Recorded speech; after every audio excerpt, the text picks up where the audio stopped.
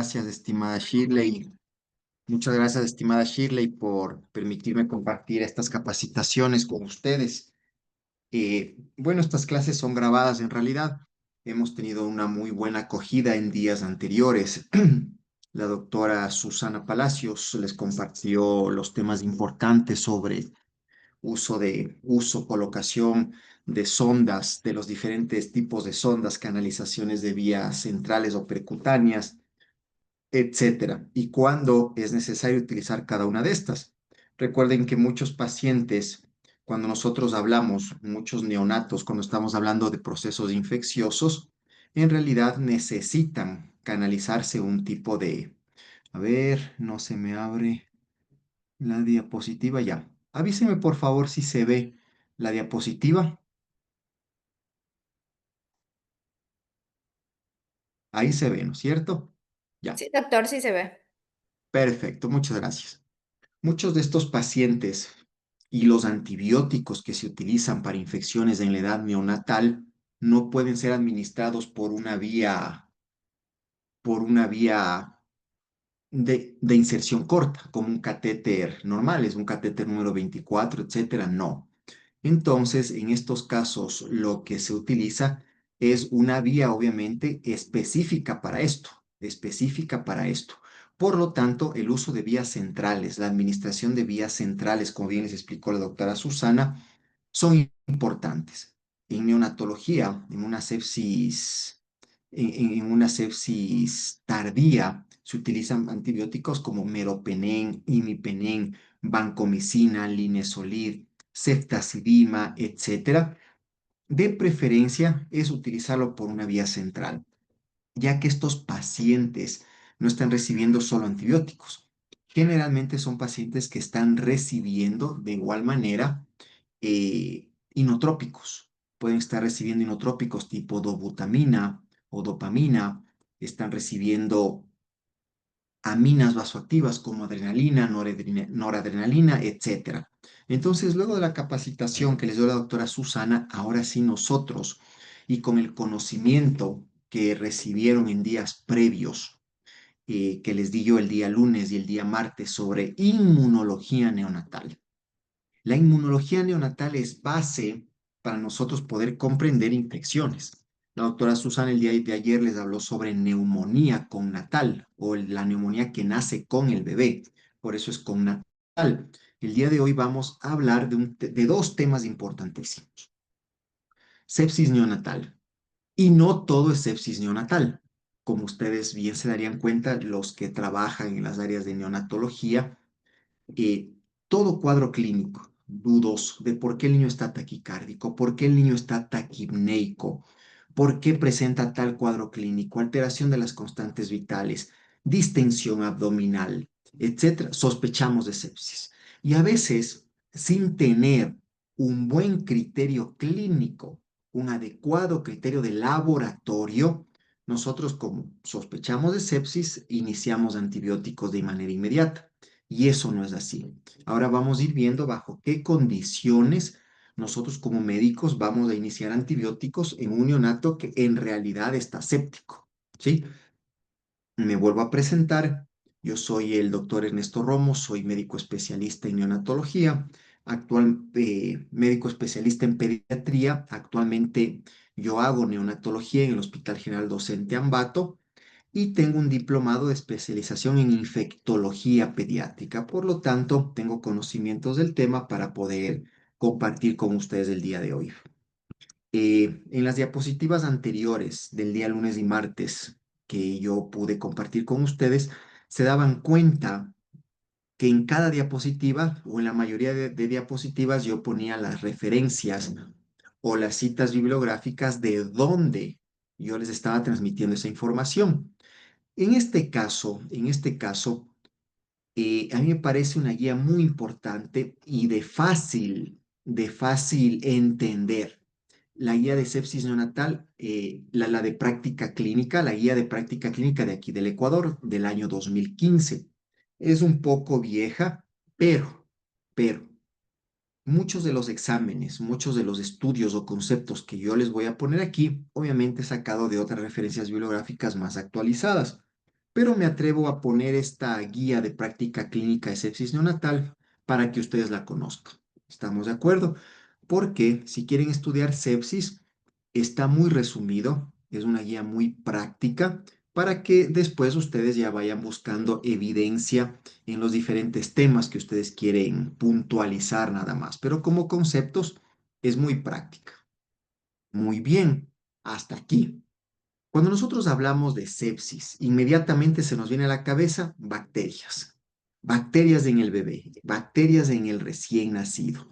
Pero para nosotros poder catalogar como sepsis, debemos saber, hablando de sepsis neonatal, la sepsis neonatal se manifiesta, a ver, subamos el volumen ya.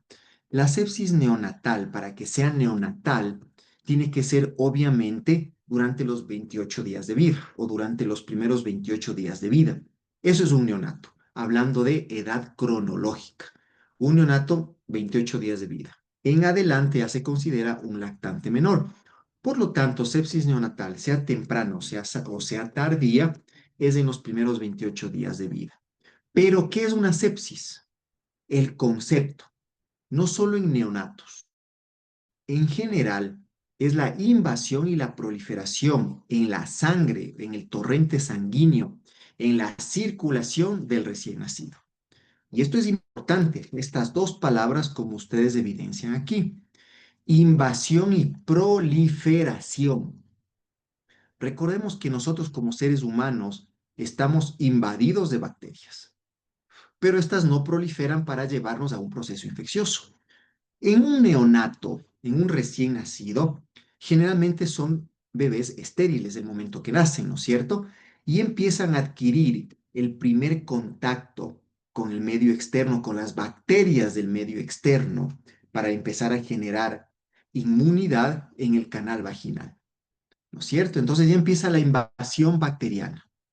Pero esa invasión bacteriana puede que no le produzca ningún signo o síntoma patológico al bebé. Pero cuando esta invasión prolifera y se disemina en toda la sangre, wow, estamos ante el concepto de sepsis. ¿Estamos de acuerdo? Y obviamente esa producen, ya vamos a ir viendo más adelante, cambios hemodinámicos a nivel del tracto gastrointestinal, a nivel renal del recién nacido, típico de un proceso séptico. No se diga de un shock séptico, un shock refractario a medicamentos, a inotrópicos, a aminas, etcétera. Pero la sepsis no es solo bacterias. Cuando nosotros decimos está séptico, está infectado, se nos viene a la cabeza bacterias. Porque obviamente el primer tratamiento que se nos pasa por la cabeza a nosotros como médicos, y está bien, es utilizar antibióticos. Por eso es que sospechamos de bacterias. Pero recuerden que esta invasión puede ser por bacterias, puede ser por virus, que es muy raro. Prácticamente es difícil, pero puede haber. Y por hongos. Recuerden que en los menores de 1000 gramos, en algunas guías dice de menores de 1500 gramos, se debe dar a los neonatos que están usando antibióticos un antimicótico como protocolo o como profilaxis o como tratamiento de la sepsis por hongos. Un neonato menor de 1000 gramos que está recibiendo vancomicina y meropenem tiene trombocitopenia, no responde de manera adecuada a los antibióticos, un criterio favorable e indiscutible es iniciar un antifúngico. ¿Estamos de acuerdo? Muy bien, pero yo ya sé el concepto. Ahora sí yo voy a confirmar lo que estoy pensando. Voy a confirmar el, voy a confirmar mi sospecha de sepsis. Y el gol estándar para nosotros poder diagnosticar sepsis es el hemocultivo. ¿Sí? Ese es el gol estándar. Ustedes no pueden diagnosticar sepsis sin un hemocultivo. Pero bueno, también hay hemocultivos negativos y vamos a ver qué hacemos en esos casos. Como decía un profesor mío, la clínica manda. La clínica es mandatoria, ¿sí? Entonces, el hemocultivo positivo, me sale Escherichia coli, me confirma la sepsis por Escherichia coli. Utilizo el antibiograma para tomar la decisión de los antibióticos. ¿Estamos de acuerdo? Pero mientras me llegue el resultado del hemocultivo, yo empiezo con el uso de antibióticos empíricos que todos sabemos. En la sepsis neonatal temprana, ampicilina más un aminoglucósido. Y en la tardía, dependiendo de la flora que existan en nuestras unidades. Pero ¿qué pasa? ¿Qué pasa cuando el hemocultivo es negativo? Ay, perdón, se me pasó. ¿Qué pasa cuando el hemocultivo es negativo? Y generalmente esas cosas pasan. Los hemocultivos muchas de las veces vienen negativos y el paciente tiene todo el cuadro clínico de sepsis. Tiene somnolencia, compromiso neurológico, distensión abdominal, presenta residuo gástrico, su abdomen dibuja asas intestinales, está disminuida la diuresis, el color del bebé no es el adecuado, etc. Y el antecedente, que es importante. Madre con fiebre, madre con infección del tracto urinario, madre con ruptura de membranas por encima o mayor de 18 horas. Tengo todo el cuadro para yo sospechar de sepsis. Pero habíamos dicho que el diagnóstico hemocultivo positivo para tal germen. Pero ¿qué tal si yo tengo todo el cuadro, antecedentes y clínico de sepsis, pero el hemocultivo me llega negativo? Yo lo manejo como una sepsis clínica. Como les menciono, mi profesor siempre decía, la clínica manda. Todo el cuadro da para sepsis, pero y el cultivo negativo, la clínica manda. Antecedentes, ruptura de membranas más de 18 horas, infección del tracto urinario, fiebre materna, la clínica es mandatoria. Los antecedentes son mandatorios. Por lo tanto, yo le completo los antibióticos. Y ya vamos a ir viendo cuántos días damos de antibióticos si el hemocultivo es positivo, cuántos días le doy de antibióticos si el hemocultivo me sale negativo. ¿Estamos de acuerdo? No es lo mismo. Entonces, la clínica manda. Pero yo sospecho de un proceso infeccioso en ese recién nacido, como había comentado en antes, cuando mis constantes vitales empiezan a deteriorarse. Generalmente un recién nacido no presenta fiebre con una sepsis. Es raro, pero lo hay. Pero hay un proceso infeccioso. ¿Y qué tal si ese bebé tiene inestabilidad térmica? Miren el punto 1. Dice inestabilidad térmica, no dice fiebre, porque el recién nacido puede estar hipotérmico también. Puede presentar fiebre, muy bien, pero es una inestabilidad térmica. La frecuencia cardíaca también está alterada. Puede estar taquicárdico como puede estar taquimneico. ¿Estamos de acuerdo? Frecuencia respiratoria, taquimnia, ¿sí? Por encima de 60 respiraciones por minuto. Uso de los músculos accesorios de la respiración. Paciente que empieza, en primer lugar, uso del músculo diafragma, las retracciones subcostales. Después, uso de los músculos intercostales. Ya no se avanzan los intercostales. Retracciones del esternocleidomastoideo para mover una disociación tóraco-abdominal. Aleteo nasal para disminuir la resistencia al flujo de aire. Para eso es el aleteo nasal, ¿no? Pero ya hay compromiso respiratorio. Probablemente este bebé está séptico y necesita un modo ventilatorio no invasivo y no se diga un invasivo. Intolerancia digestiva. Lo típico de un bebé sepsis con compromiso del tracto gastrointestinal es distensión abdominal, vómitos. Si está con una sonda presenta residuo gástrico de malas características, generalmente verdoso, oscuro, etcétera. Alteración de las variables hemodinámicas. Eso ya es un shock séptico. Paciente hipotenso, con llenado capilar por encima de 2 segundos o mayor de 2 segundos, la piel reticulada de malas características, etcétera. Ese paciente ya no es solo séptico. Ese paciente se convirtió o el diagnóstico se convirtió en un shock séptico. ¿Estamos de acuerdo? Y estas variables hemodinámicas, obviamente, las presiones arteriales van a estar bajas, ¿sí? Llenado capilar prolongado, Entonces, miren todo lo que engloba el decir sepsis. Entonces, no es solo decir, este niño está mal, tiene sepsis. Miren, en esta diapositiva que nos hemos demorado, hemos analizado muchas cosas. ¿Estamos de acuerdo? Yo siempre estoy moviendo el mouse de mi computadora porque estoy revisando el chat en caso exista alguna pregunta. ¿Cómo nosotros clasificamos? Esto es importantísimo.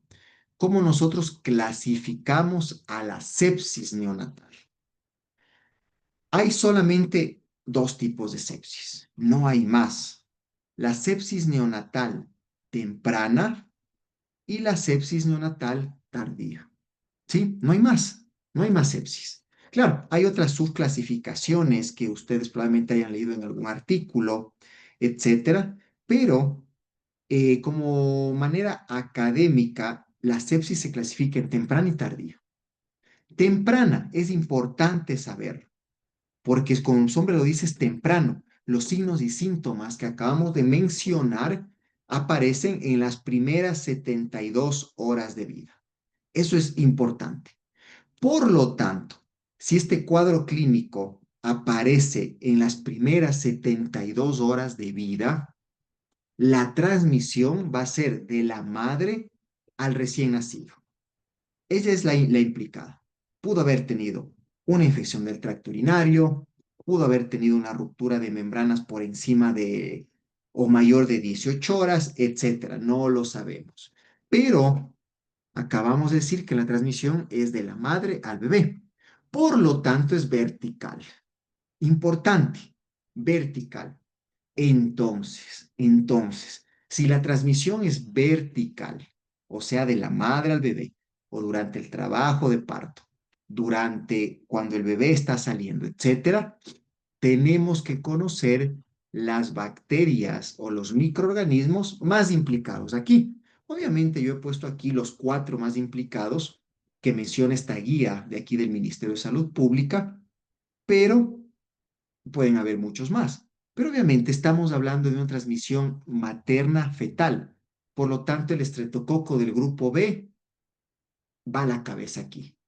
El estreptococo del grupo B, todos los ginecólogos deberían hacer el hisopado en las madres para saber si tienen estreptococo del grupo B, para iniciar profilaxis. ¿Por qué? Porque, importantísimo, no sé si ustedes han visto una sepsis por estreptococo del grupo B. Son niños que se descompensan de manera inmediata.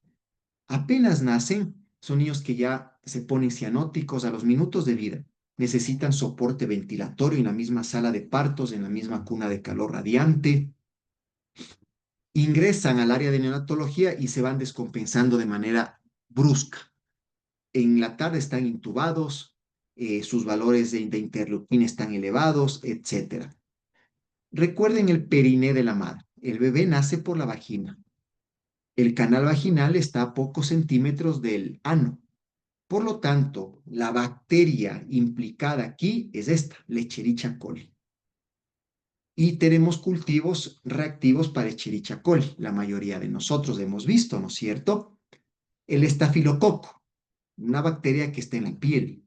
¿Sí? La Klebsiella es una bacteria que la puede tener la madre en el tracto gastrointestinal y por la proximidad del ano, ¿sí? O de la ampolla rectal con el canal vaginal de la mamá, es una bacteria implicada.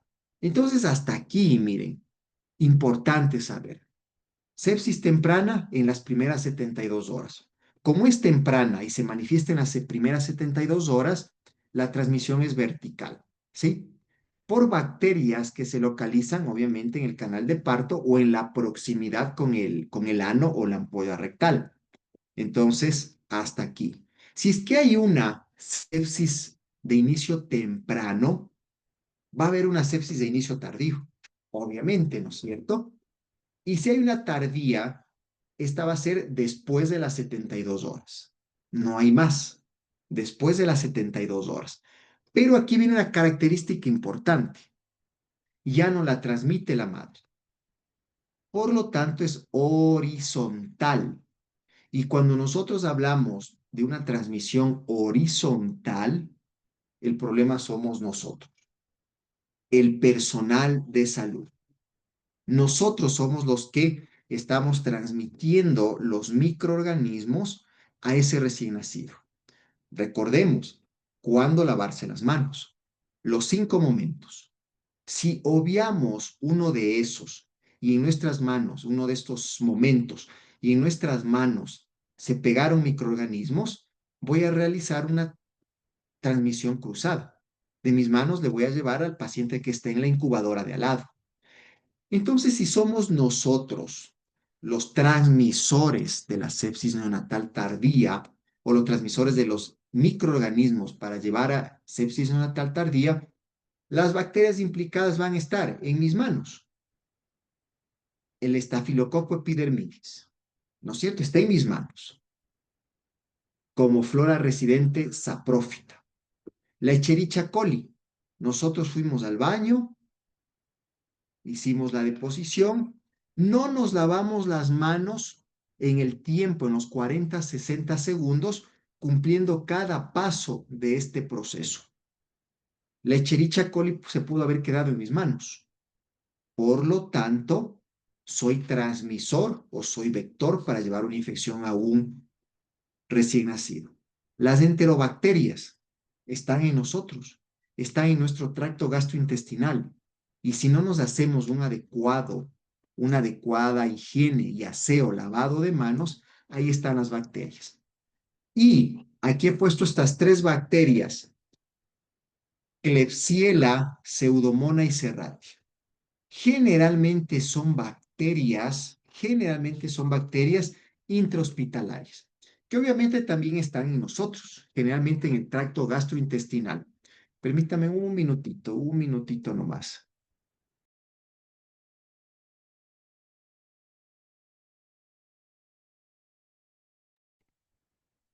Entonces son bacterias que generalmente están en nuestro tracto gastrointestinal.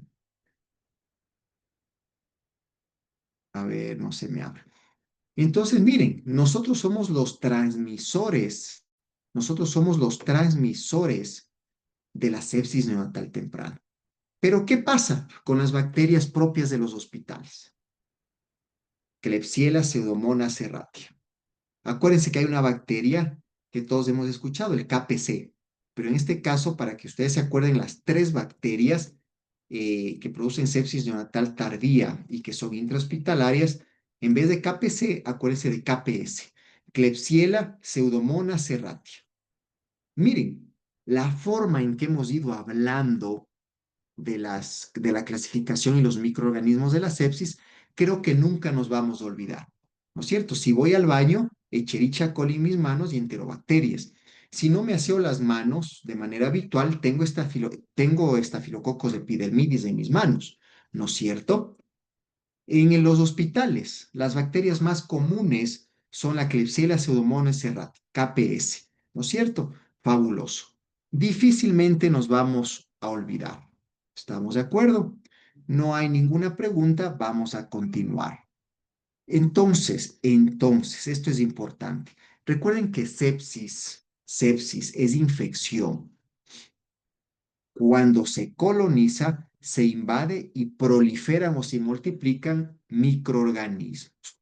Pero estos microorganismos pueden llegar al pulmón, producir una neumonía, pueden llegar al corazón, producir una endocarditis, etcétera.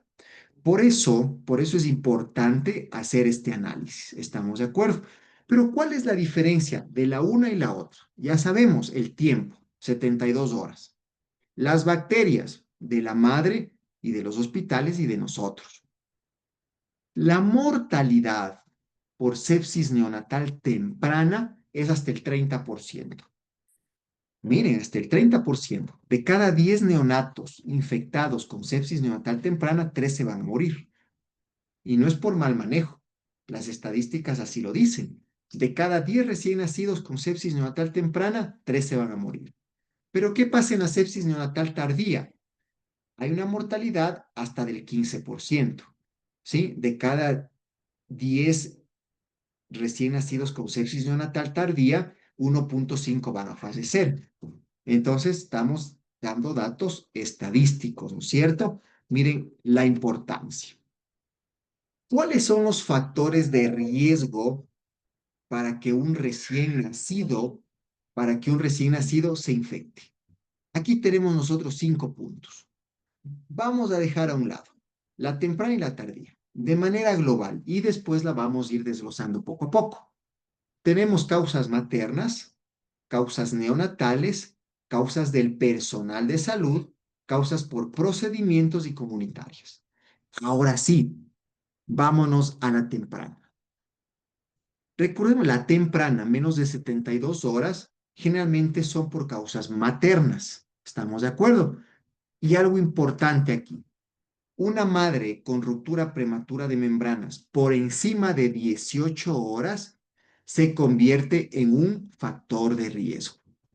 Se convierte en un factor de riesgo la ruptura de membranas por encima de 18 horas. La fiebre materna. El hecho que tenga fiebre la mamá, pero que no sepamos dónde está el foco, pero tiene fiebre, es que hay una infección en algún lugar. Factor de riesgo. Ese es un factor de riesgo. La corioamnionitis, no se diga. Una ruptura de membranas mayor de 18 horas nos lleva a una corioamnionitis si es que esta no es tratada, obviamente, ¿no es cierto?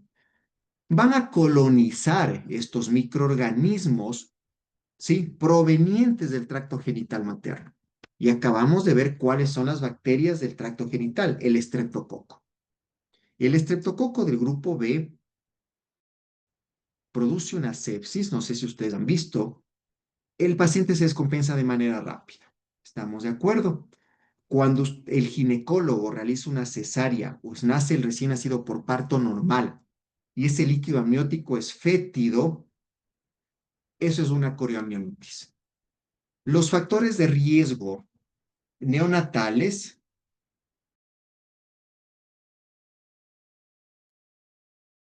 los factores de riesgo neonatales, imagínense la prematurez, ya es un factor de riesgo, ya es un factor de riesgo un recién nacido prematuro. Y a menor edad gestacional, menos desarrollado está su sistema inmunológico. Menos desarrollado, como habíamos visto en las clases de lunes y martes. Por lo tanto, sus mastocitos prácticamente son nulos. Sus neutrófilos prácticamente son nulos. Entonces, la prematurez. Punto 2, factores neonatales. El bajo peso al nacer. Es un recién nacido de 38 a 39 semanas, pero con una restricción de crecimiento intrauterino o con un peso muy bajo. Es un neonato que se comporta como un prematuro.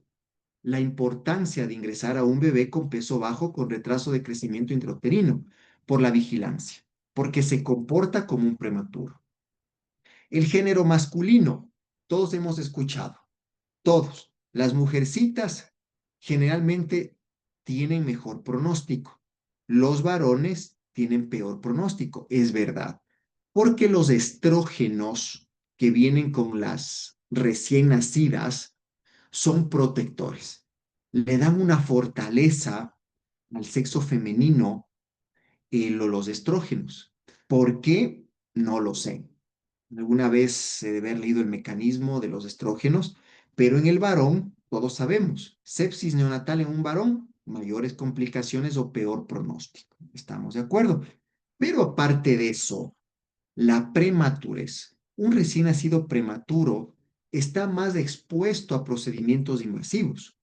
Tiene muchas de las veces que ser intubado, ¿sí? Tiene que ser intubado. Tiene que recibir antibióticos de amplio espectro. Tiene que recibir muchas de las veces aminas vasoactivas o inotrópicos. Va a necesitar un acceso central, una vía percutánea, un catéter percutáneo, como ustedes lo quieran llamarlo. No va a comer. Si es que hay un compromiso hemodinámico en ese recién nacido, no le podemos dar de comer porque hay una hipoperfusión mesentérica y nos puede llevar a una enterocolitis necrotizante. Entonces, estos recién nacidos están expuestos a procedimientos invasivos y esto es otro de los factores que condicionan una sepsis neonatal o es un factor de riesgo. ¿Estamos de acuerdo? Y no es lo mismo manejar a un recién nacido 3, 4 días que tenerlo en una unidad de cuidados intensivos neonatales más de un mes, 20 días, etcétera. Todos esos son factores que nos complican en el manejo de un recién nacido séptico. A veces rotamos y rotamos de antibióticos. Y aquí en el punto 5, como ustedes observan, yo he puesto los factores comunitarios. Hay neonatos que se van muy bien a la casa y regresan con neumonía, regresan con sepsis. Y esto es algo importante, les comenté a ustedes el día martes. El sistema inmunológico de un recién nacido no está desarrollado todavía como para exponerse al 100% al medio externo, por todo lo que habíamos hablado el día martes. Recuerden que los linfocitos B tienen una función, los linfocitos T tienen otra función, pero en número y maduración adecuada. Estos neonatos no tienen esa madurez adecuada para que los linfocitos T avisen a los B y que los B generen inmunoglobulinas. Por lo tanto, cuando un recién nacido se va a la casa, es normal que vaya a visitarle la abuelita materna, la abuelita paterna, van los primos, va todo el mundo. Y todo el mundo entra y le amarca al bebé sin lavarse las manos. Todo el mundo entra, le quiere abrazar al bebé, tenerle en brazos y no se pone mascarilla, ¿no es cierto? Entonces, son factores de riesgo que nos van a producir una infección neonatal de tipo comunitario.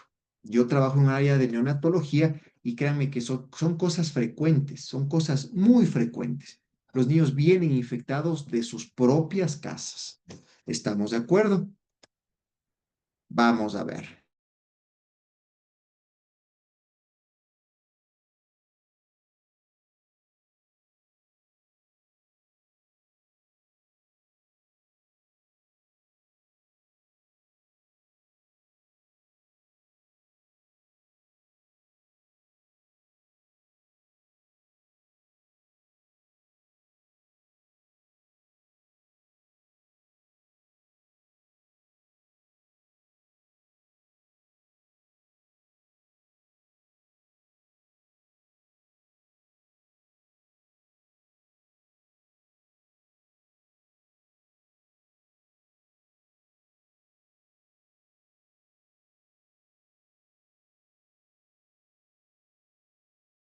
No sé qué pasó, se me salió el Zoom. Si ustedes me permiten, voy a volver a activar. No sé, mil disculpas, pero bueno, ya, estamos nuevamente. Muchísimas gracias. Esa gotita, vuelvo a repetir los últimos segundos.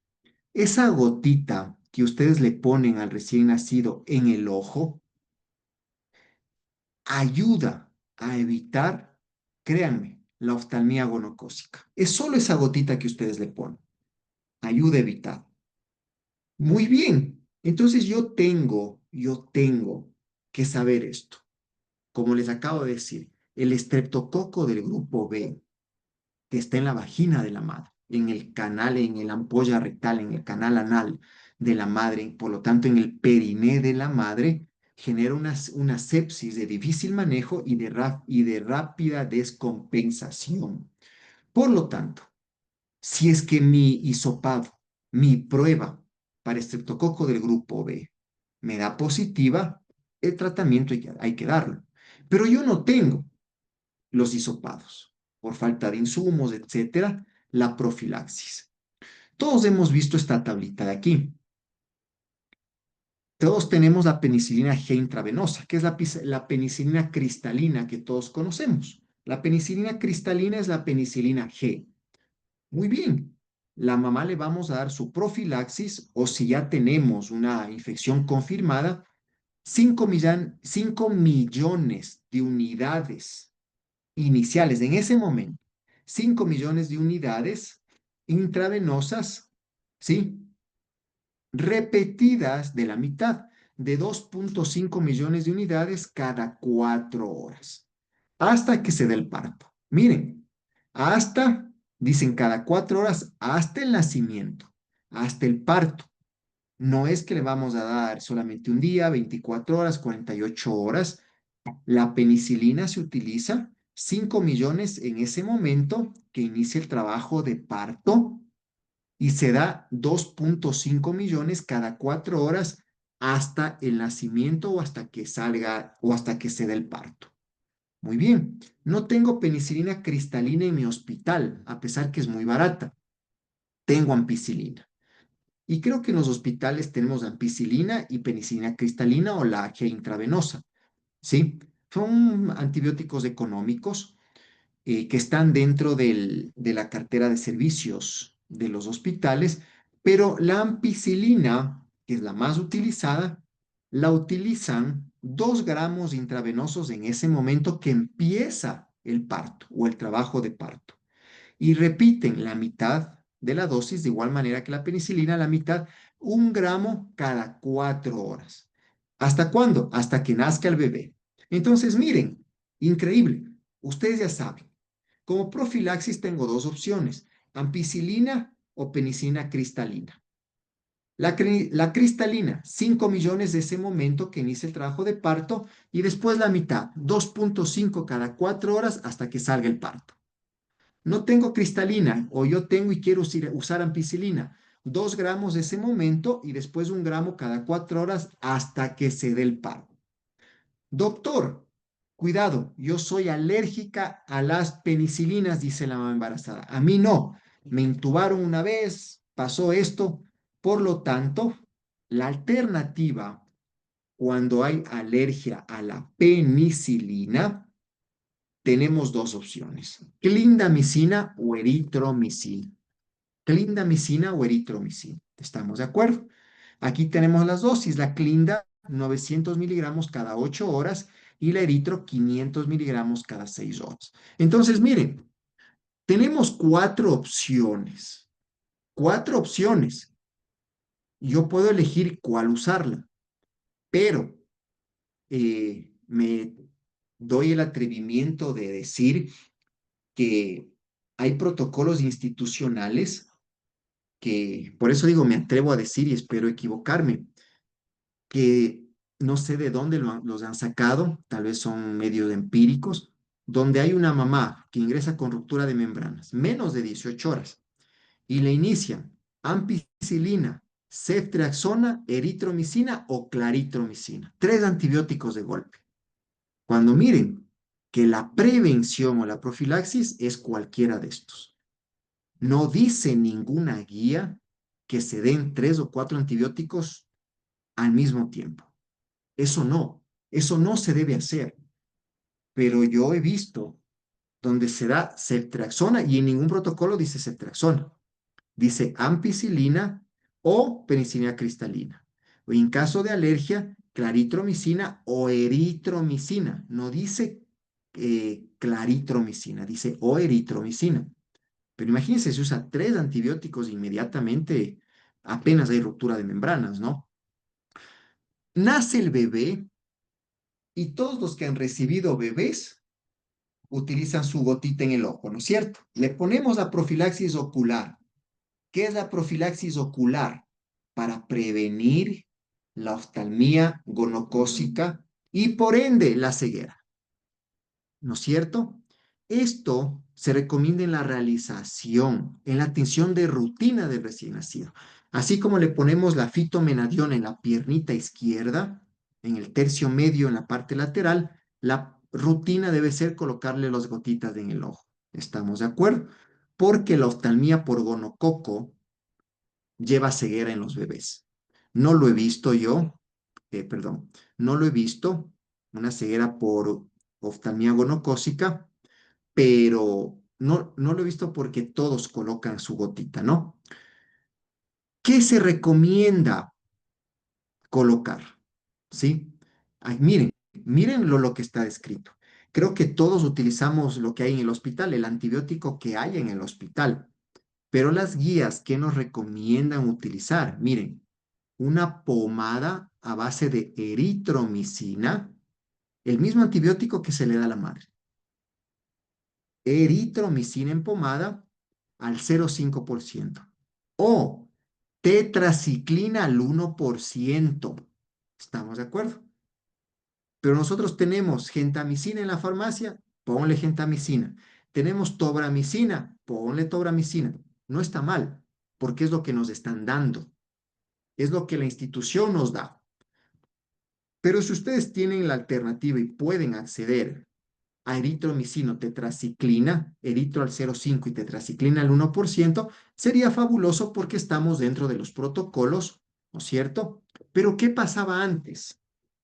Yo nunca llegué a utilizar, tampoco nunca vi, en realidad, pero está escrito, la solución de nitrato de plata. Nunca he visto, mejor dicho, ¿no? El problema es que producía, hablando de pasado, una conjuntivitis química transitoria. Por lo tanto, debía evitarse. ¿Estamos de acuerdo?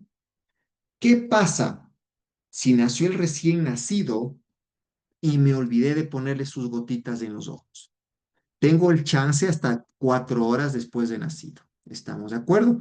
Hasta 4 horas después del nacimiento. Y a todos nos va a pasar. Algún rato nos vamos a olvidar porque le reanimamos al recién nacido, tuvimos que darle ventilación a presión positiva, lo intubamos. Por lo tanto, la prioridad era esa. Y nos olvidamos de ponerle la fitomenadiona y nos olvidamos de ponerle eh, su eritromicina o su tetraciclina o el antibiótico que yo tenga. Así como yo tengo un espacio de 4 horas para ponerle sus gotitas en los ojos, de igual manera la fitomenadiona. En caso ustedes se olviden, eso lo leí alguna vez. Es frecuente olvidarse. Yo me olvidé una vez y fui a leer. ¿Cuánto tiempo? Es igual. Hasta 4 horas yo tengo chance de colocarle la fitomenadiona. Y lo mejor, para no hablar de un tiempo, es colocar la fitomenadiona antes de la lactancia del bebé. ¿Sí? Antes de la lactancia, eso es lo mejor. Entonces, si yo le hago apego precoz y el bebé lactó, churo, ya no importa, tengo un lapso de 4 horas. Pero si el bebé no ha lactado, perfecto, es mejor hacerlo antes. ¿Estamos de acuerdo? Entonces, para prevenir el estreptococo del grupo B, recuerden, el tamizaje recto-vaginal en las madres embarazadas que van a entrar a sala de partos entre las 35 y 37 semanas. ¿Estamos de acuerdo? ¿Sí? ¿Qué pasa si estas madres salen positivas? La profilaxis antibiótica a las madres para que el neonato no nazca infectado.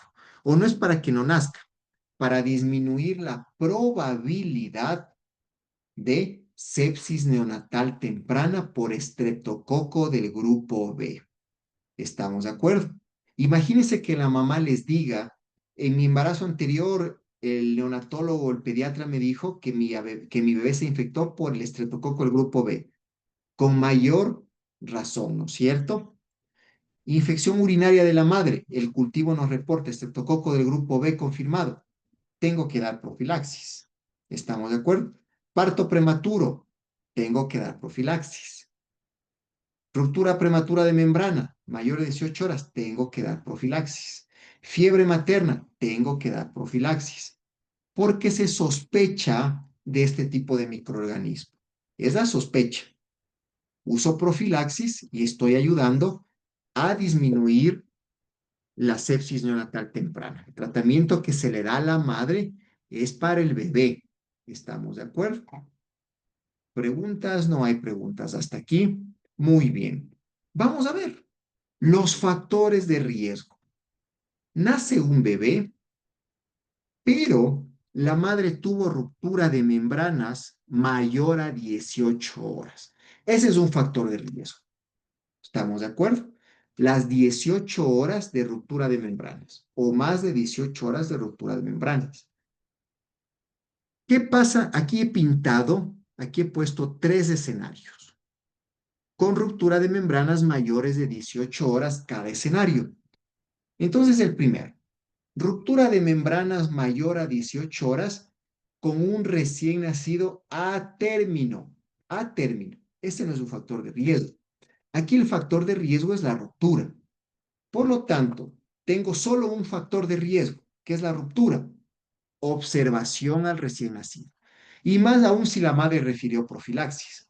Entonces, no es un criterio para iniciarle antibióticos al bebé, porque solo tengo un factor de riesgo. Pero, ¿qué pasa si tengo una ruptura mayor de 18 horas? Tengo un factor de riesgo. Un recién nacido a término, ese no es factor de riesgo, ¿sí? Más factor de riesgo materno, mater. La mamá dice, tuve fiebre, ¿sí? Soy diabética, doctor, tengo tal cosa. O el ginecólogo dice, hay preeclampsia, no sé. Pero ya son dos factores de riesgo.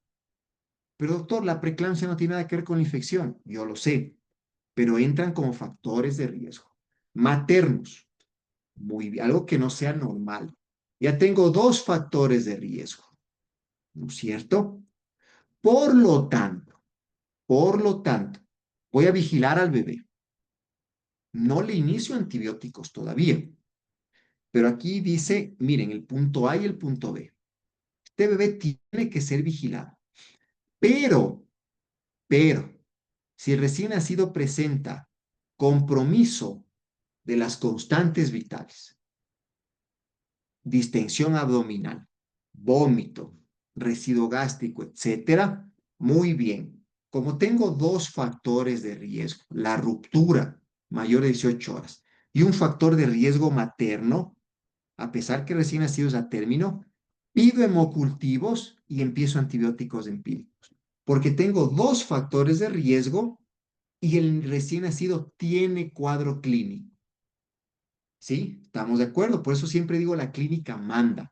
Pero si yo tengo dos factores de riesgo y el recién nacido está bien, está fresco, tranquilo, fresquísimo, no tengo por qué iniciarle antibióticos y menos pedir un cultivo. Pero miren, ¿qué pasa si tengo más de 18 horas de ruptura de membranas?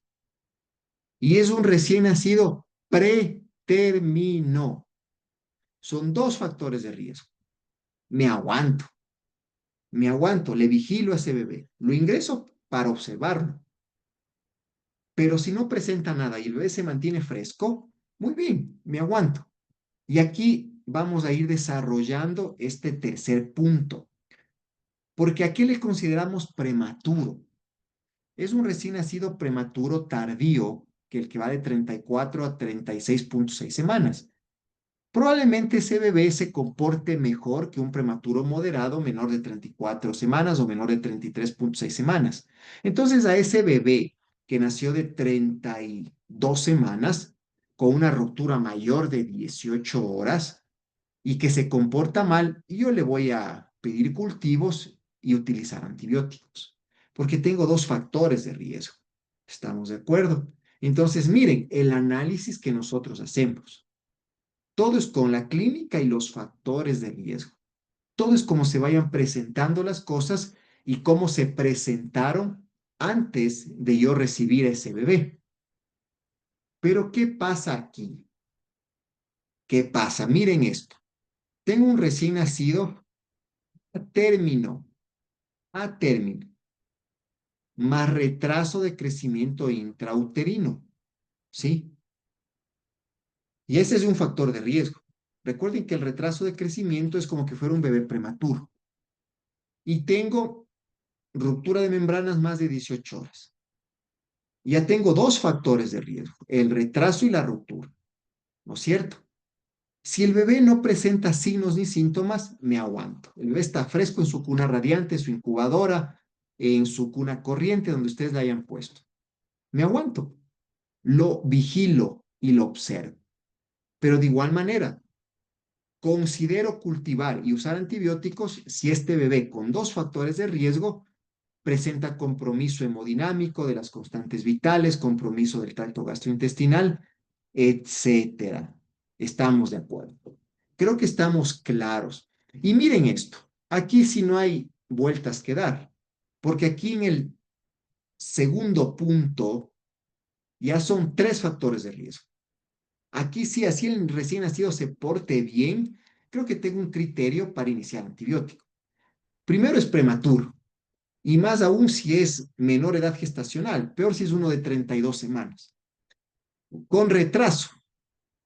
Recuerden que el retraso de crecimiento intrauterino se comporta como un prematuro. Y encima tiene ruptura mayor de 18 horas. tengo 3 factores de riesgo que me están diciendo, este niño se te va a infectar. Este niño nació infectado porque por algo se desencadenó el trabajo de parto de un recién nacido prematuro. Recuerden que el cuerpo humano de las mujercitas empieza a producir contracciones uterinas cuando el bebé está para nacer, por encima de las 37 semanas. Eso es lo normal, eso es lo sabio de la naturaleza. Pero ¿qué pasa si el bebé nació antes? ¿Qué estimuló ese trabajo de parto? ¿Qué estimuló esa actividad uterina? La prematurez, perdón, una infección en alguna parte, ¿no es cierto? Y más aún si la ruptura es mayor de 18 horas. Más aún si es un prematuro. Y más aún si es un prematuro con retraso de crecimiento.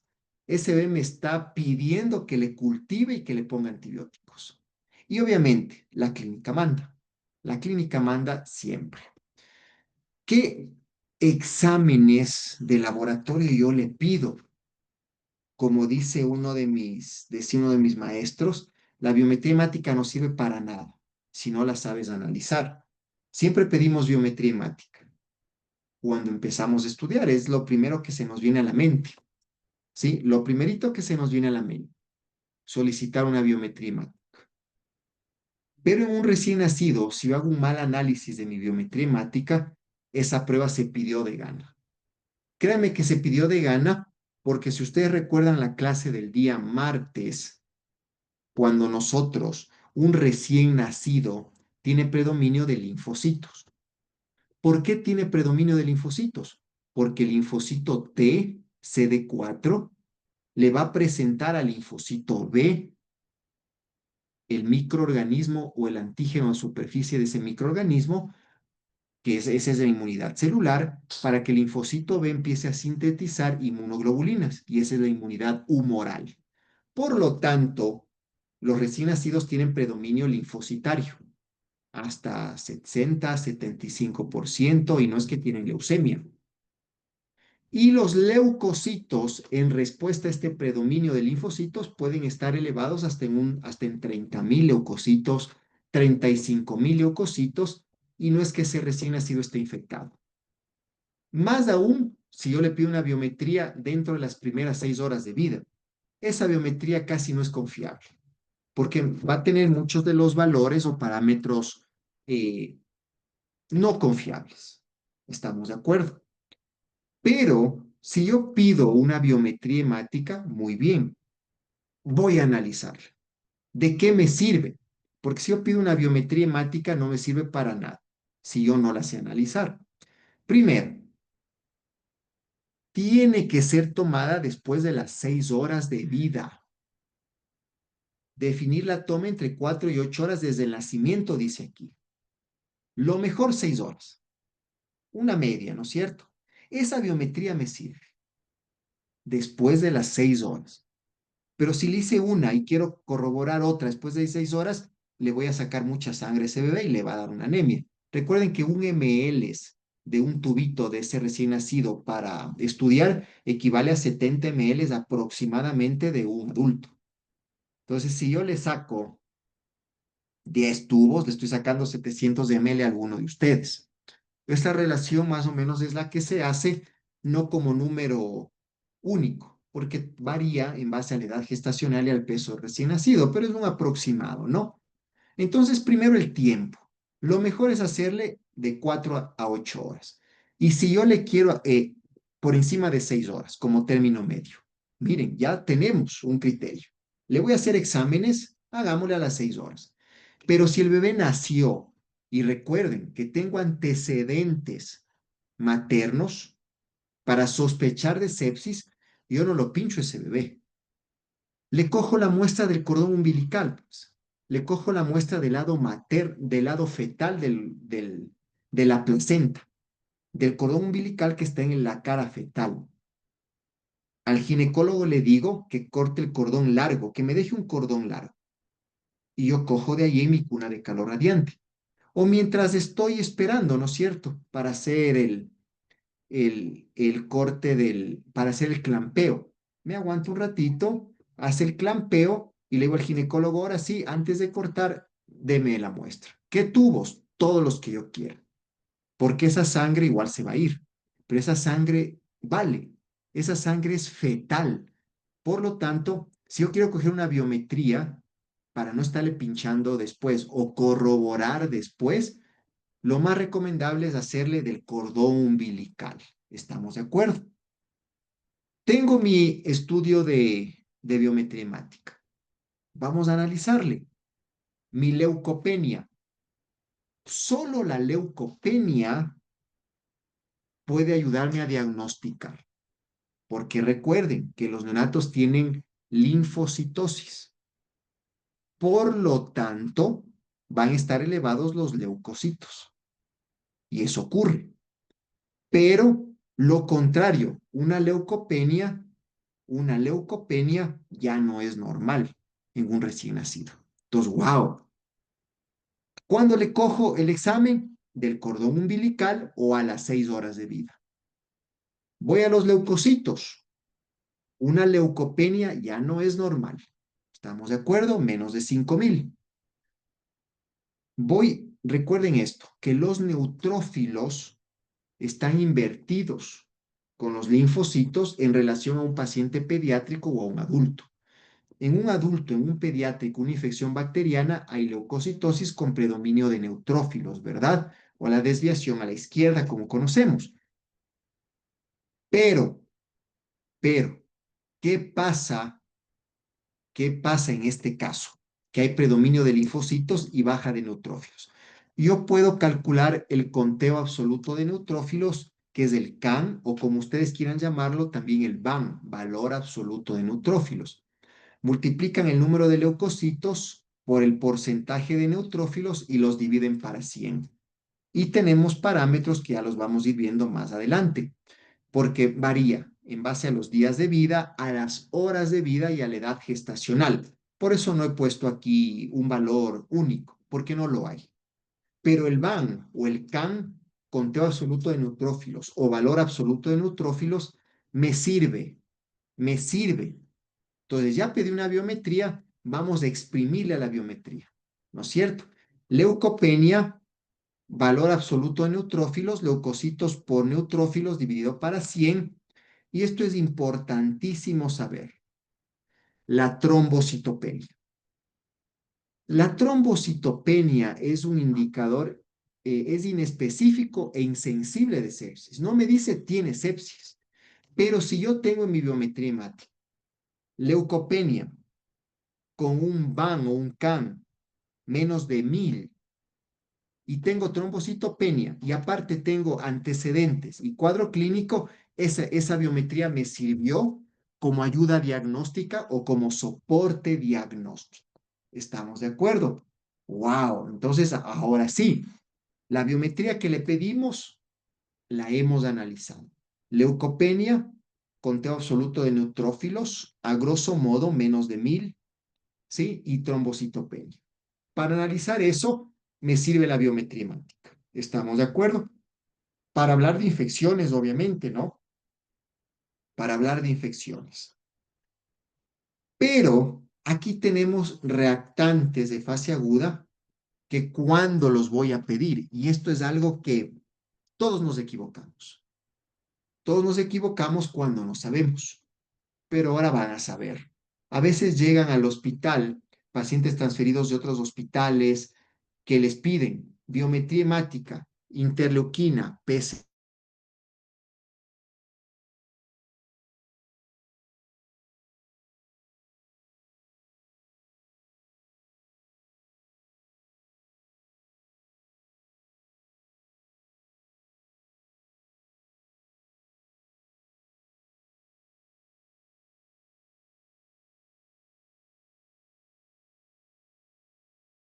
Parece que nuestro estimado doctor tiene problemitas con el internet. Sí, por favor, un momentito.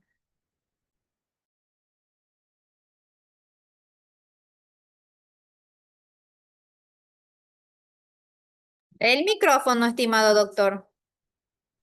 Ya, mil disculpas. No sé qué pasó en realidad, es la segunda vez, pero bueno, es un segundo nada más. Es el Ya, internet, doctor, es su internet.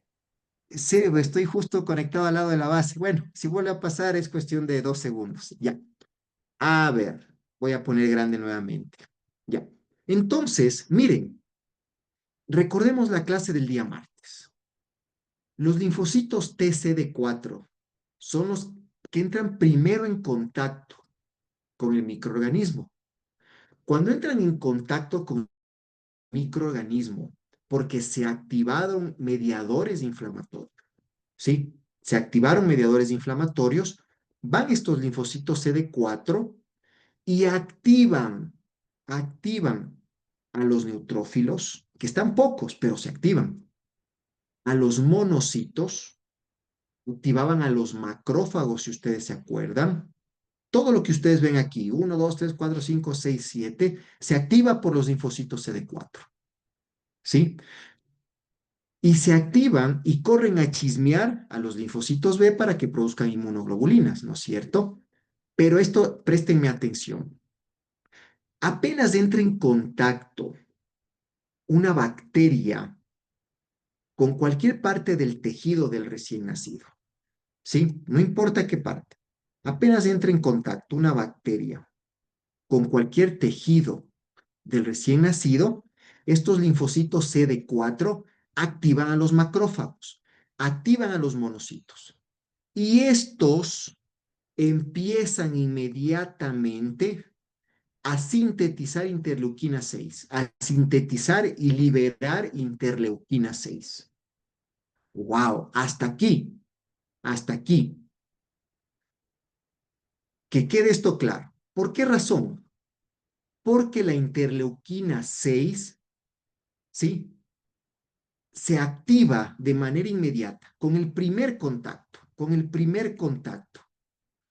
y empieza a disminuir sus concentraciones a partir de las 6 horas de vida. Y obviamente, mientras más horas de vida pasen, prácticamente su concentración en plasma o en suero o en sangre va a ser menor. No va a ser nula, va a ser menor.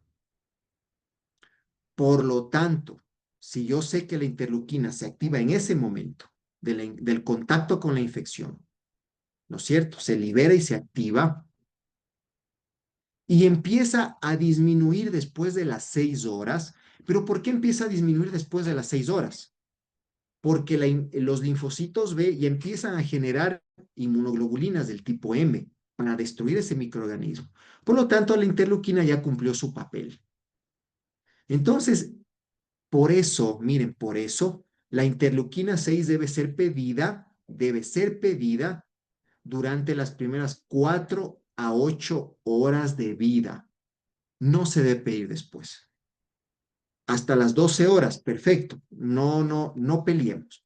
Depende de donde ustedes trabajen, el protocolo que ustedes manejen, lo que su jefe esté acostumbrado a hacer, no importa. Pero miren, el tiempo en el que debe ser evaluada la interleuquina, porque este es el mejor marcador para diagnosticar sepsis neonatal temprana. Claro, temprana, estamos hablando que se la debe tomar en las primeras 6 a 8 horas, ¿no es cierto?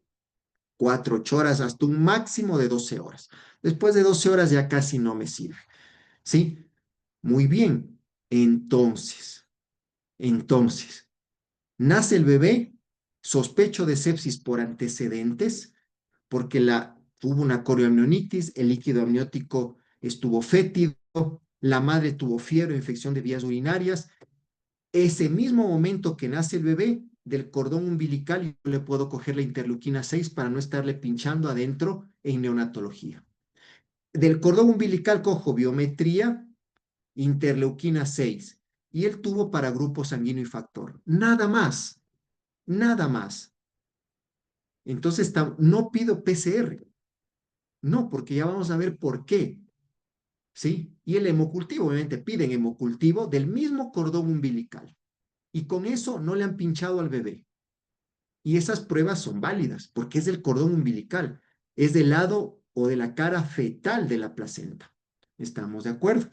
Miren, eh, la interleuquina 6 Una vez que empieza a disminuir, o sea, a partir de la sexta, octava hora que empieza a disminuir porque ya cumplió su trabajo de avisar y de trabajar junto con los linfocitos TCD4, esta interleuquina 6 induce la producción de los siguientes reactantes de fase aguda. Es la interleuquina 6 la que dice, yo ya cumplí mi trabajo y ahora el resto de tejidos, el hígado, los riñones, el tejido muscular, etcétera, van a empezar a producir otros reactantes de fase aguda. Por eso no tiene ningún sentido pedir PCR antes de las 24 horas de vida, menos aún antes de las 6 horas de vida. No tiene ningún sentido, por lo que acabamos de ver. Muy bien, ahora sí, ¿cuándo pido PCR? ¿Cuándo pido PCR? Miren, atentos a esta diapositiva. La PCR se sintetiza después de 6 horas de exposición al agente infeccioso. Después de 6 horas. Por lo tanto, no le voy a pedir PCR al recién nacido a las 2 horas de vida porque sospecho de sepsis. Miren la lógica. Y miren, dice 6 horas después de exposición al agente infeccioso. Se empieza a sintetizar. Por lo tanto, el valor real, si yo le pido a las 8, a las 12 horas, no es un valor real de PCR, porque recién se está sintetizando la PCR. Y recuerden que la procalcitonina, después de las 6 a 12 horas, sus niveles empiezan a bajar. Y cuando los niveles empiezan a bajar de la interleuquina 6, recién se empieza a sintetizar la PCR. Recién después de 6 horas. Por lo tanto, la PCR debería ser solicitada después de las 24 horas de vida. Ese valor está en el umbral. Claro, como ustedes observan aquí, después de 6 horas de exponerse al agente infeccioso, pero el pico está subiendo recién. Es un valor que me va a dar dudas diagnósticas, ¿sí? Dudas diagnósticas. Por lo tanto, tiene baja sensibilidad para sepsis neonatal temprana, ¿sí? Entonces, recomendación, punto B, como ustedes observan, si se vuelve normal entre 6 a 24 horas de vida después de un proceso infeccioso y yo quiero confirmar mi sepsis, tengo que pedir una PCR después de las 24 horas. No me sirve de nada pedirla antes. ¿Estamos de acuerdo? Esta, esta PCR permanece elevada todo el tiempo que dura la infección. Por lo tanto, si recién nacido tiene 5 o 6 días de vida, 15 días de vida, puedo pedir una PCR, porque la PCR se vuelve a activar, ¿sí? Si es que hay otra infección. O no se inactiva y permanece estable si la infección no se ha controlado. Pero, miren, el punto 4. El punto 4. La PCR también me sirve para control de antibióticos. Tengo un niño que le inicié antibióticos, un neonato, a los 3 días de vida. Puse cualquier antibiótico, el que ustedes quieran inventarse ahorita, tenerlo en su cabeza. Y si el cuadro es favorable, pido una PCR a las 72 horas de iniciado el antibiótico. Y si la PCR bajó, es porque ese antibiótico le está pegando. Y obviamente veo el cuadro clínico, ¿no? Que si el cuadro clínico no es favorable y la PCR aumentó, me está pidiendo ese recién nacido rotar de antibióticos, hacerle otro hemocultivo. ¿Estamos de acuerdo? Pero cuando pido la procalcitonina, esto es increíble, porque la procalcitonina, a mí me han llegado recién nacidos con procalcitonina de 6 horas de vida. No, ese valor no sirve, porque miren esto, la procalcitonina se eleva fisiológicamente en las primeras 48 horas de vida. Ahí, bueno, aquí no es en las primeras, está mal descrito, es después de las primeras 48 horas de vida. Mil disculpas, es un error de tipeo nada más. Se eleva fisiológicamente después de las 48 horas de vida. Entonces, si yo conozco esto, que la procalcitonina, que es sintetizada en el hígado principalmente, en la glándula tiroides y en las paratiroides, cuando hay un contacto con un proceso infeccioso, principalmente bacteriano. Procalcitonina e interleuquina son bacterianos. La PCR no es, no es específica, es más sensible, pero la procalcitonina junto con la interleuquina 6 son específicas, porque me dice esto es una bacteria. Y la procalcitonina yo le voy a pedir después de las 72 horas de vida, o sea, después de los 3 días de vida. En resumen, la procalcitonina me sirve para diagnosticar sepsis neonatal tardía. Punto. Nunca voy a pedir procalcitonina en una temprana. Porque miren, recién se sintetiza después de las 48 horas. ¿Y cuál es la cadena? La interleuquina 6 empieza a bajar y ese descenso de la interleuquina 6 me dice, actívate PCR, actívense otros mediadores inflamatorios. ¿Sí? Cuando la PCR se ha elevado y la interleuquina 6 ha descendido a sus valores mínimos, ahí se empieza a sintetizar la procalcitonina. Por lo tanto, miren, sabemos ahora qué exámenes pedir y cómo analizar. Valor normal de interleuquina 6 por encima de 100 picogramos. Valor normal de PCR por encima de 10 miligramos por decilitro. Valor normal de procalcitonina menos de 0, o bueno, no sería valor normal, valor para confirmar sepsis por encima de 0,5. ¿Estamos de acuerdo? Sepsis con interleuquina 6 por encima de 100 y cuadro clínico sepsis. PCR por encima de 10 y cuadro de sepsis confirmado, ¿no es cierto? Obviamente los cultivos son los que me dan el diagnóstico, el gol estándar. Procalcitonina, más de 0,5 nanogramos por ml, sepsis, ¿no es cierto? Pero miren, ojo con esto, atención, la procalcitonina también se eleva en hemorragia intracraneal, en asfixia y en hipoxemia. Y aquí algo importante, la procalcitonina también se eleva en SALAM, síndrome aspirado del líquido amniótico meconial. La interleuquina también se eleva en SALAM. Y de hecho, eso lo hemos corroborado casi todos los que hemos pedido interleuquina en SALAM. Siempre está elevado. Ahí viene el problema. Tengo que analizar bien el cuadro clínico, los antecedentes maternos neonatales, porque si ese beso salam tiene cuadro de sepsis, cuadro clínico, antecedentes para sepsis, yo le hago válida a mi interleuquina 6. Pero si el B hizo meconio y no hay antecedentes maternos o prenatales para sepsis y mi interleuquina está elevada, esa interleuquina 6 está elevada es por el meconio. Lo mismo con la procalcitonina. Preguntas hasta aquí. Creo que estamos claros, ¿no es cierto? ¿Cuándo pedir los exámenes? ¿Y qué exámenes pedir? ¿No es cierto? El hemocultivo, el hemocultivo. Este es el gol estándar. Porque el hemocultivo me dice tiene tal bacteria y el antibiograma me dice utiliza estos antibióticos. ¿No es cierto?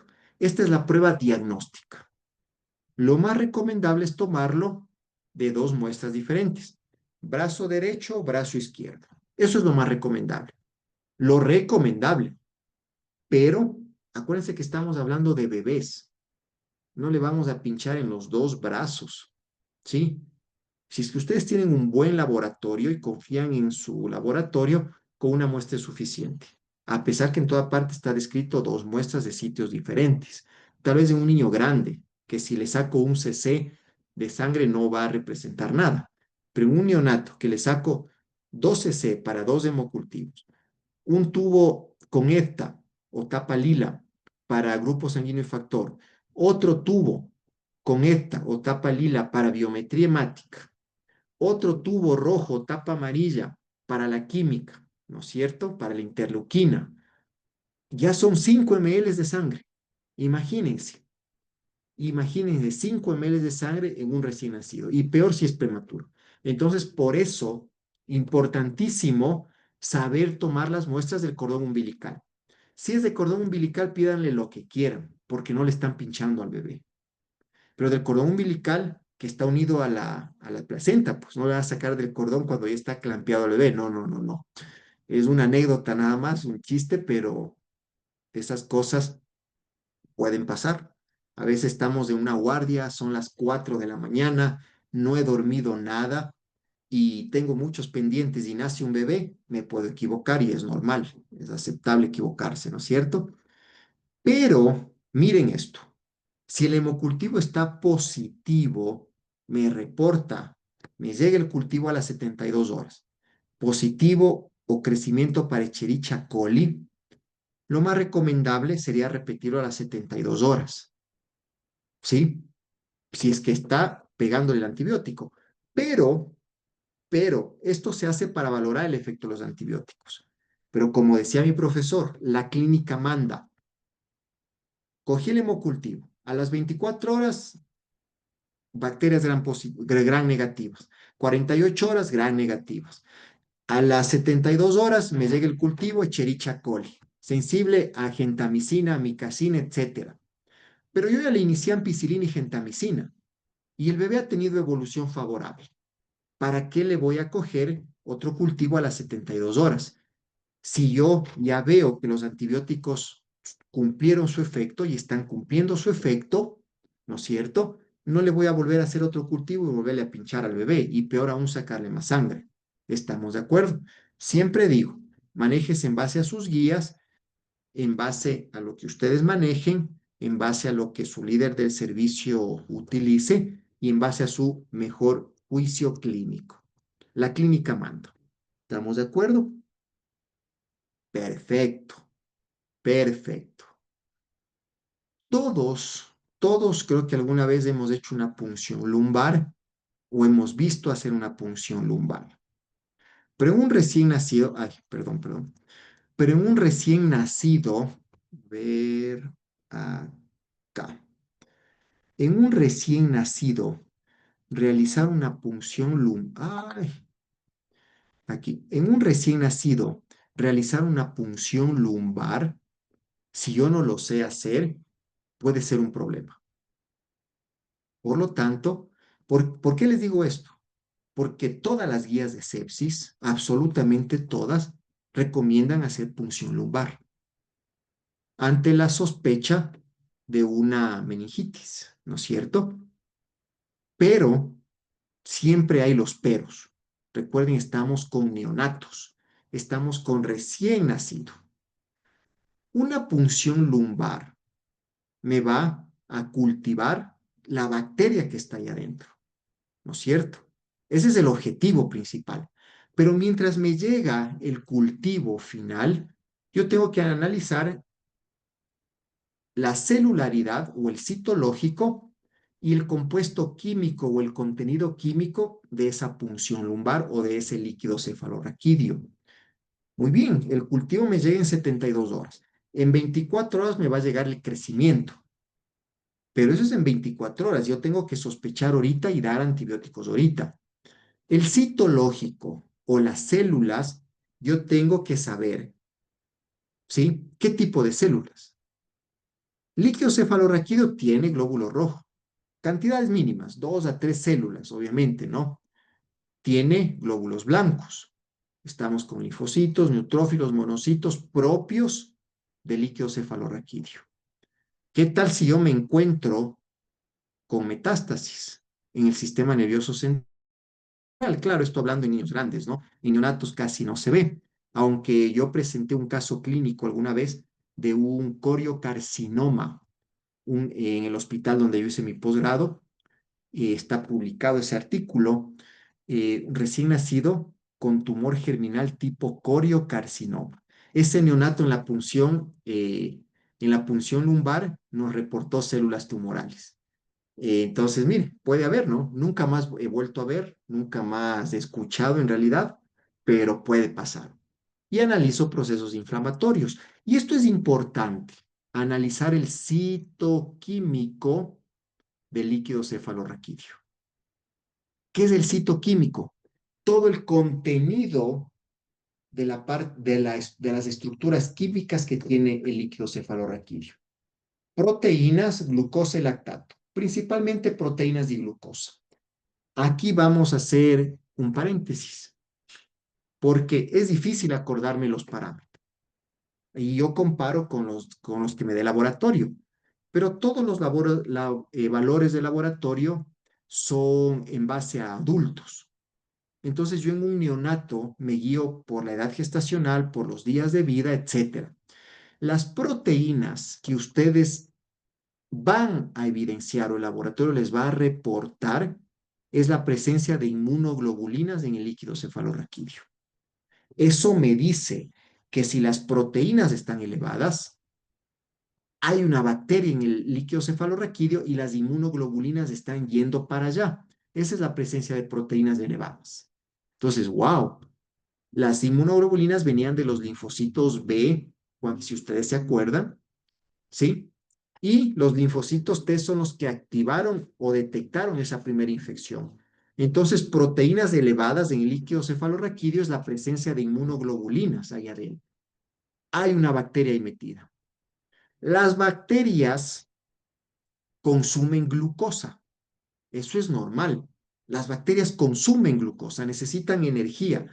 Por lo tanto, en el líquido cefalorraquídeo la glucosa va a estar baja si es que hay un proceso infeccioso por bacterias.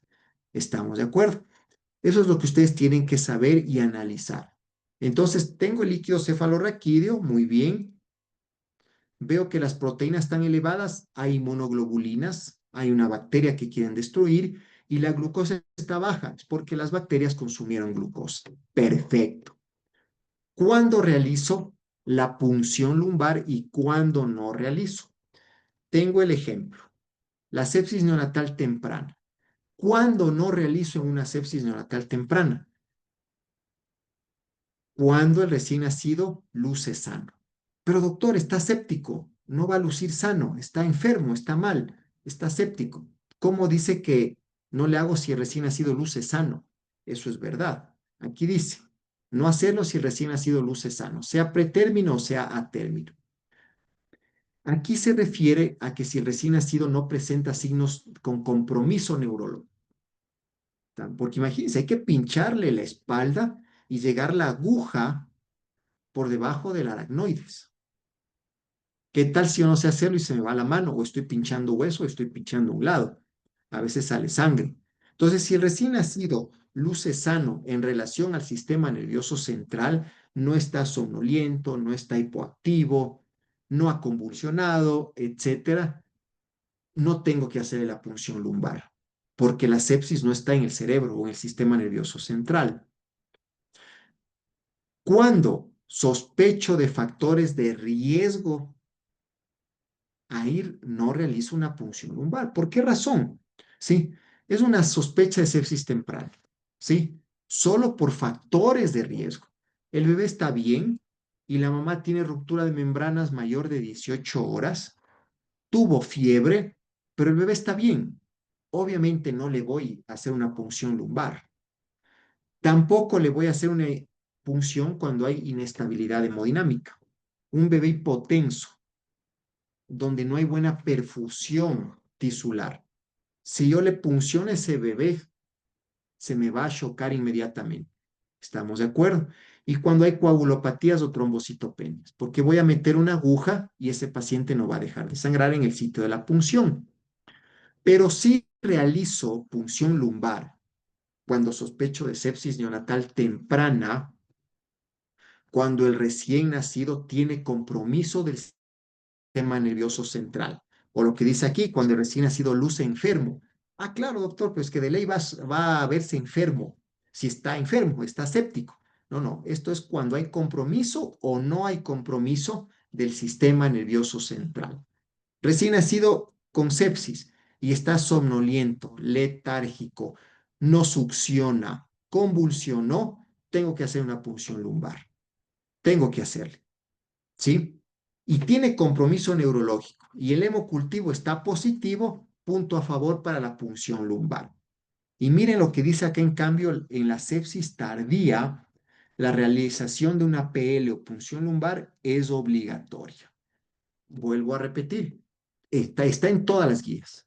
Punción lumbar obligatoria en sepsis neonatal temprana. Nosotros nos manejamos con la clínica del recién nacido.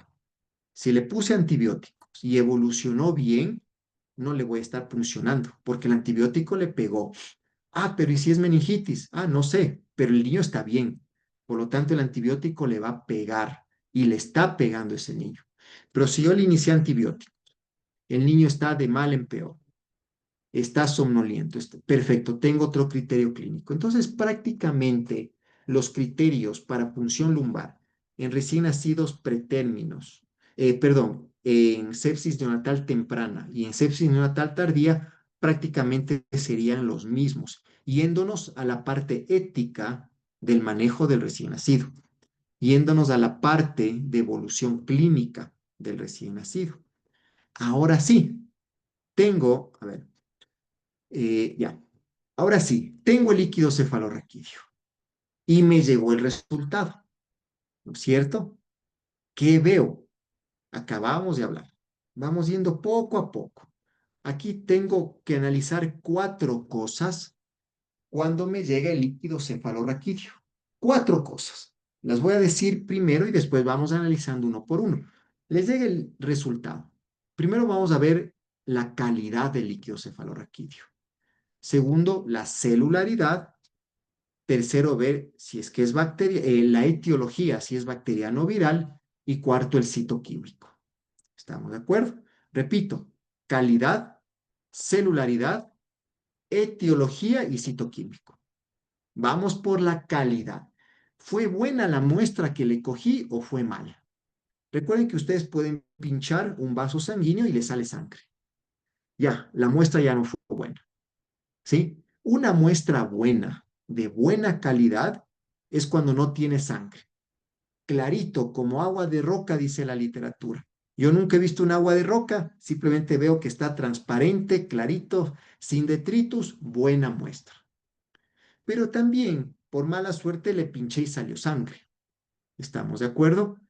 La presencia mayor a 5.000 eritrocitos por milímetro cúbico se considera una muestra hemorrágica y no me sirve, porque la sangre tiene albúmina y en el citoquímico me va a salir proteínas elevadas. Esa muestra ya mejor yo no voy a creer, porque tiene muchos eritrocitos, tiene muchos glóbulos rojos, tiene mucha sangre y la sangre tiene proteínas. Y voy a pensar que esa elevación de las proteínas es la inmunoglobulina ahí presente y que es una bacteria, ¿no es cierto? De 500 a 5.000 eritrocitos es una muestra traumática, ¿no es cierto? Pero también hay albúmina, también hay proteínas en la sangre y me voy a confundir con el diagnóstico. Pero tengo una muestra con sangre. Con menos de 500 eritrocitos le puedo hacer válida. ¿Estamos de acuerdo? Entonces, calidad. ¿En qué se ve la calidad? Si tiene o no tiene sangre. Segundo, la celularidad. ¿Qué estudio? ¿Qué tipo de células estudio? No estudio cualquier célula en el líquido cefalorraquídeo. Recuerden que el líquido cefalorraquídeo es un fluido puro, es un fluido que debe ser estéril.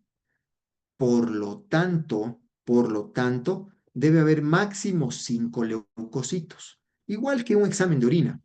Recuerden que la orina es estéril, ¿no es cierto? La orina es estéril. Cuando hay infección de urinaria es que hay bacterias. Por lo tanto, la celularidad es normal cuando no hay células. O máximo me reporta 2 a 5 leucocitos. La celularidad me habla en base a leucocitos. Anormal, más de 5 leucocitos. ¡Wow! Entonces, miren, más de 5, algo está pasando. Analizando la celularidad, más de 5 leucocitos, no otras células. Aquí no me va a decir linfocitos, no, no. No me va a decir células plasmáticas, nada. Estamos hablando de leucocitos. Y los leucocitos se dividen en polimorfonucleares y en mononucleares. Eso ustedes lo saben. Por lo tanto, celularidad, más de 5 leucocitos, muy bien, aquí puede haber un proceso infeccioso. La etiología del líquido cefalorraquídeo. Recuerden, cuando hablamos de celularidad ahorita, la celularidad me habla de leucocitos, pero los leucocitos se dividen en dos, polimorfonucleares y mononucleares. ¿Cuáles son los polimorfonucleares? Basófilos, eosinófilos y neutrófilos. Y los mononucleares, linfocitos y monocitos. Y esto es importantísimo saberlo, porque la presencia de polimorfonucleares o de neutrófilos mayor al 35% en relación a los leucocitos, me dice infección bacteriana.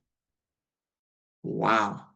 Y al revés, cuando es viral, tiene que estar menos del 35% de los mononucleares. Y todo va cuadrando. Si se dan cuenta, todo va cuadrando y todo tiene sentido. Ahora sí, analizando la calidad, la celularidad, me voy a ver lo químico. Recuerden, las proteínas son las inmunoglobulinas. Si están elevadas, están luchando contra una bacteria. Más de 100 miligramos por decilitro. Es un número que puse aquí al azar por ser una diapositiva, pero el número de proteínas varía en los neonatos dependiendo de la edad gestacional y los días de vida. Y la glucosa menos de 40 porque las bacterias consumen glucosa. ¿Estamos de acuerdo? Muy bien. ¿Qué antibióticos voy a utilizar si yo sospecho de sepsis neonatal temprana? Muy bien.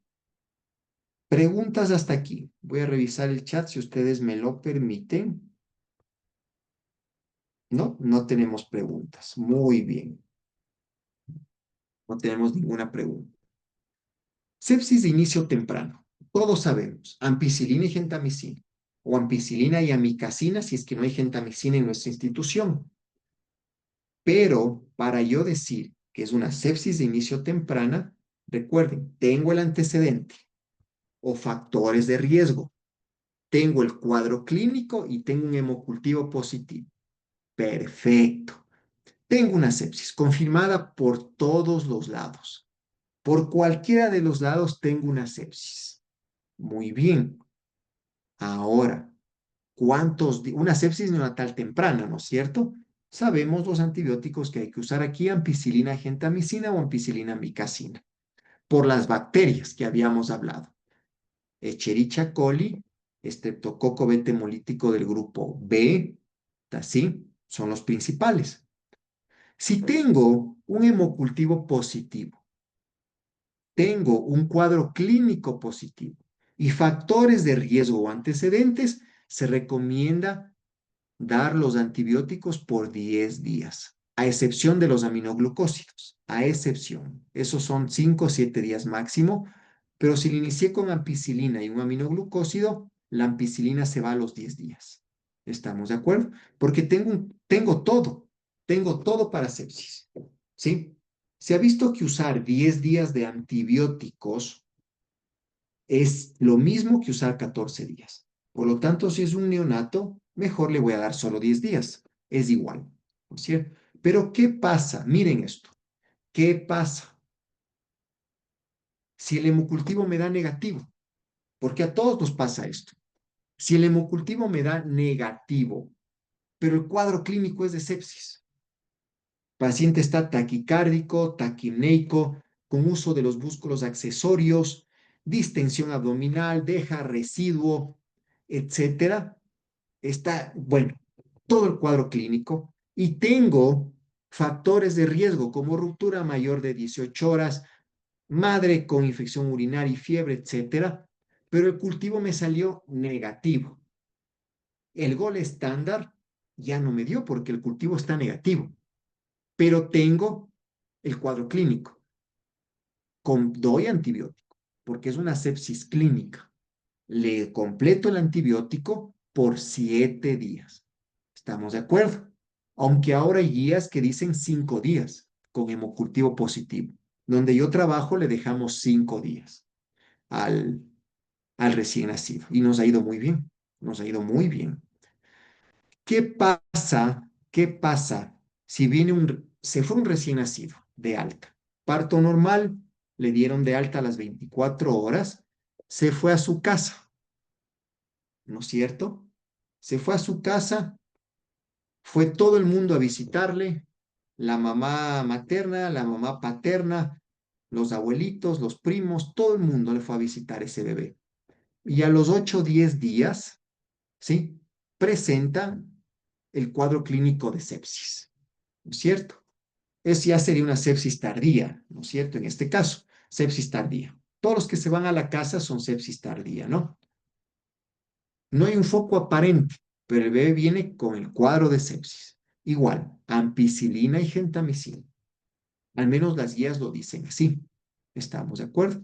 En neonatos admitidos de la comunidad con sospecha clínica de sepsis tardía, sin un foco aparente, ampicilina, gentamicina, como que fuera una temprana. ¿Por qué razón? Porque se contaminó afuera. Y las personas afuera no tienen, pues, resistencia a todos los antibióticos. No lo tienen. ¿Estamos de acuerdo? Entonces, ese es el motivo. Incluso, recuerden que la ampicilina es un beta-lactámico. Tampoco hacen mal ustedes si le inician ampicilina, amoxicilina, amoxicilina sulbactam a este bebé. Tampoco está mal, porque es un bebé grande y la ampicilina es un beta-lactámico. Entonces, no hay ampicilina. Sospecho de neumonía, neumonía adquirida en la comunidad en un neonato, no está mal utilizar amoxicilina o amoxicilina ácido clavulánico. Amoxicilina va bien. ¿Qué pasa ahora sí? Si mi cultivo de líquido cefalorraquídeo y mi citoquímico y mi celularidad me dan para neuroinfección, me dan para meningitis. ¿Qué pasa ahora sí? Tengo opciones, tengo opciones. ¿Cómo yo sospecho? ¿No es cierto? Le puncioné, le hice una punción lumbar porque él tiene compromiso del sistema nervioso central. Convulsionó, fiebres de 39, 40 grados centígrados, etcétera, somnolencia, letargia. Veo que la calidad muy buena, bien tomada, no hay sangre, ¿sí? Analizo la celularidad, veo los leucocitos que están, hay una pleocitosis, leucocitos de 20, de 30. Analizo la presencia de polimorfonucleares que está por encima del 35% en relación a los leucocitos, o sea, los neutrófilos, los polimorfonucleares. Veo que proteínas están elevadas y la glucosa baja. Ese niño tiene una meningitis. Tengo la primera opción, es doblar la dosis de la ampicilina a 400 miligramos por kilogramo de peso día, porque la ampicilina atraviesa la barrera hematoencefálica. Y se ha visto que la ampicilina 400 miligramos kilo día sirve para la meningitis.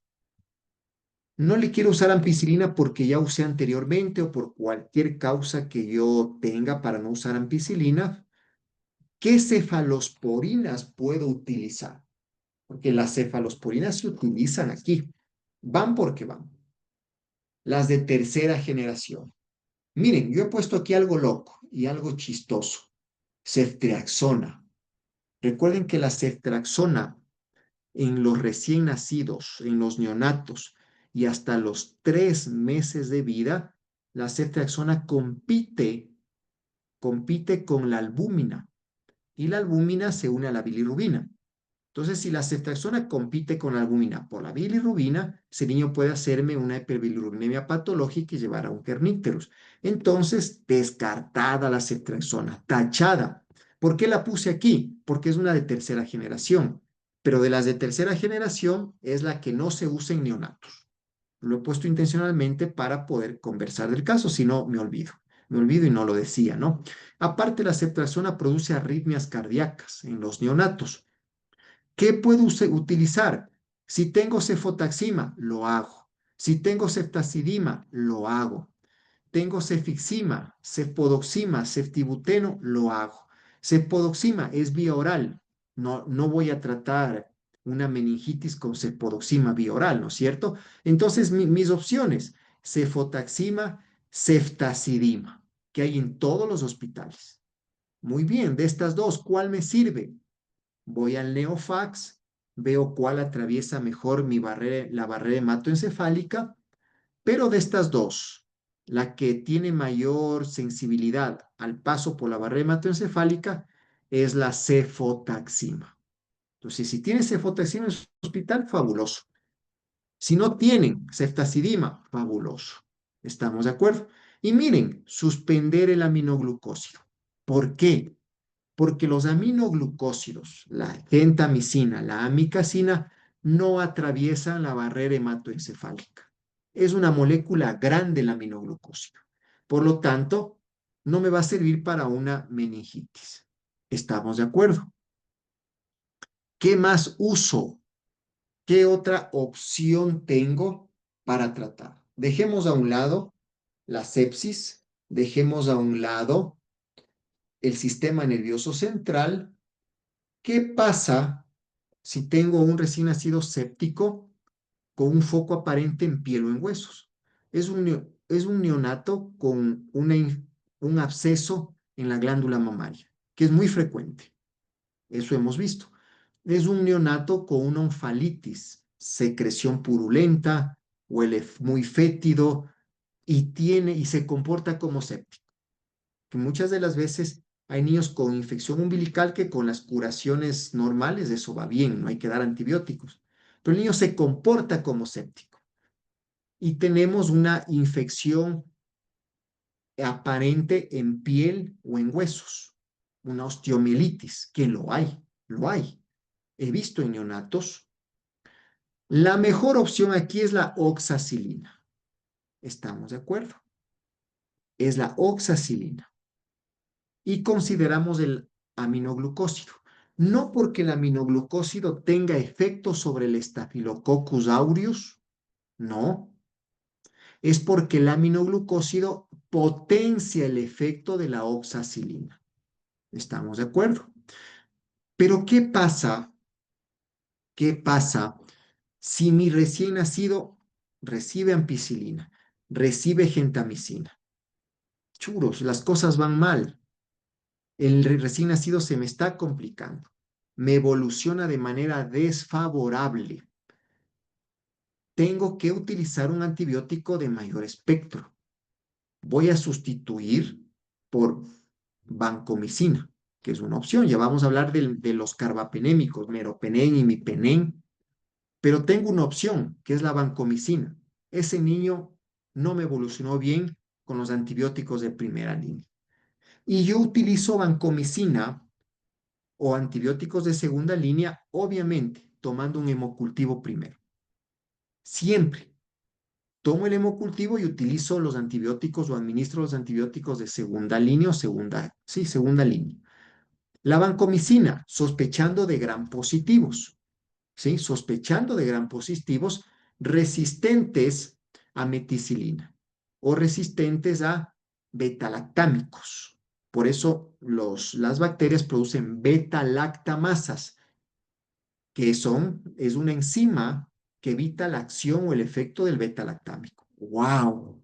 Por eso va la vancomicina, no es algo empírico. Si sospecho de gran positivos, meto banco hasta que esté el cultivo, ¿no es cierto? Para neuroinfección va muy bien vancomicina. Y acabamos de hablar que para sistema nervioso central utilizo cefalosporinas de tercera generación, principalmente ceftazidima y cefotaxima. Por lo tanto, la asociación de vancomicina con una de estas dos cefalosporinas va muy bien en neuroinfección, va fabuloso. Pero siempre que yo voy a rotar de antibióticos de manera empírica, tomo el cultivo, yo debo sospechar y debo poner antibióticos empíricos para gram positivos y gram negativos.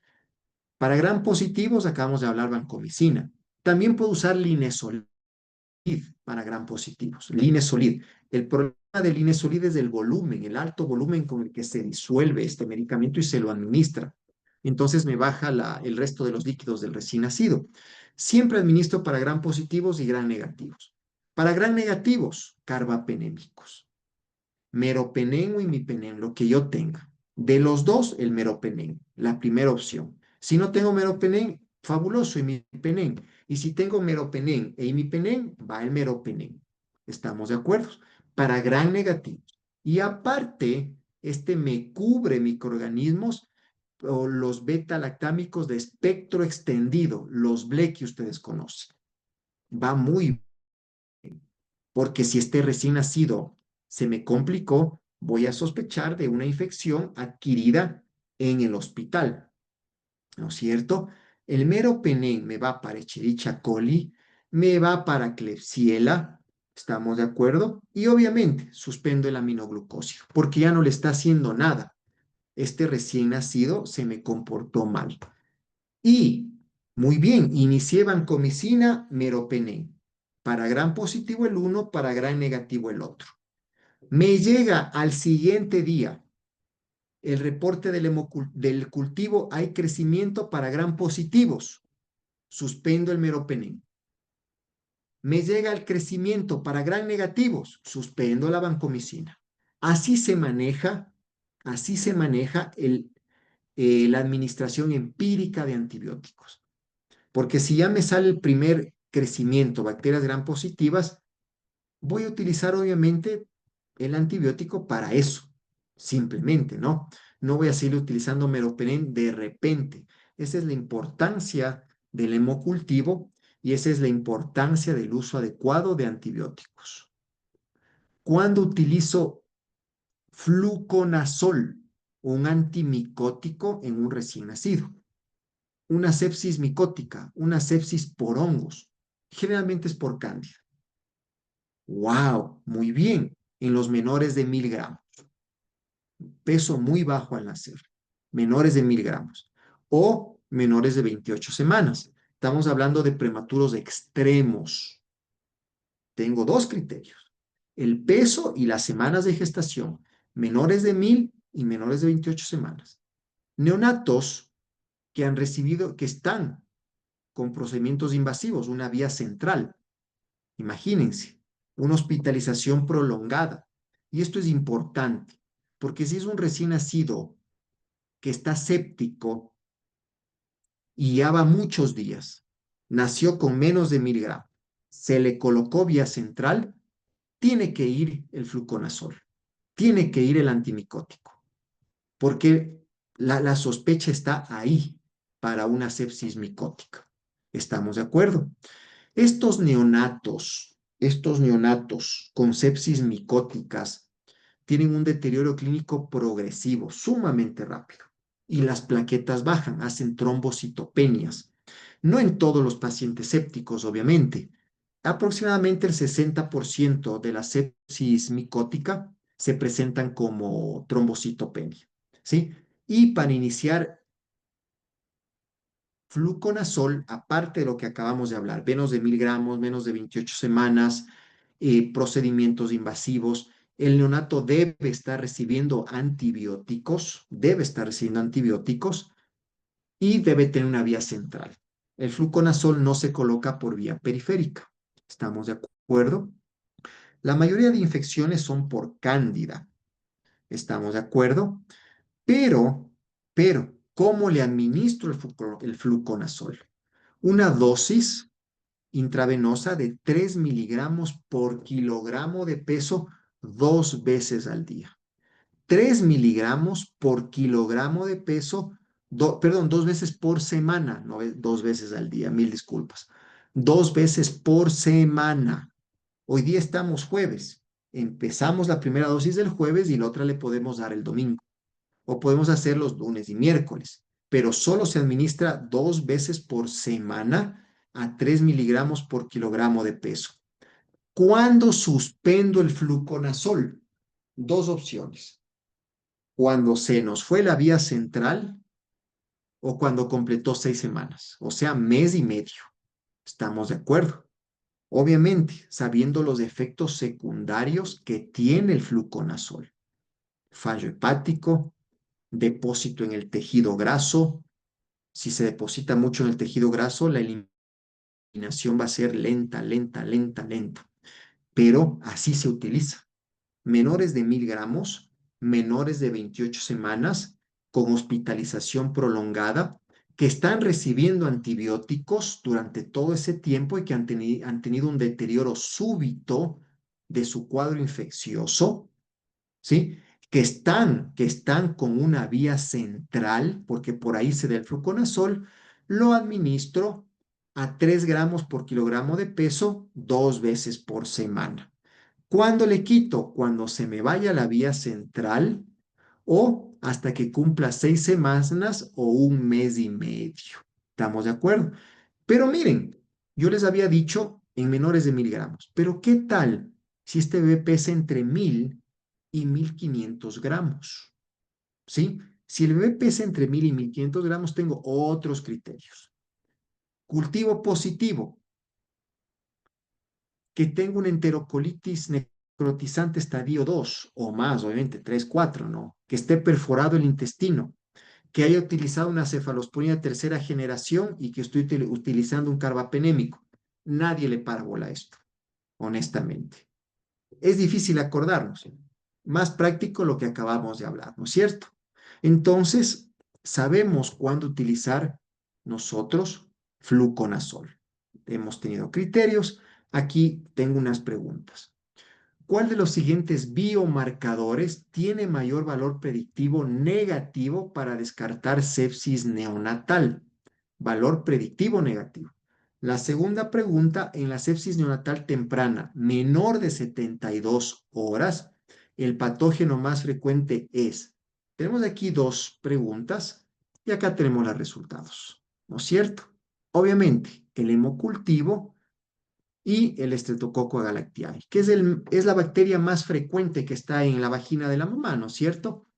¿Y cuál es la prueba que me dice? Tiene sepsis el hemocultivo. Tratamiento empírico recomendado para sepsis neonatal temprana.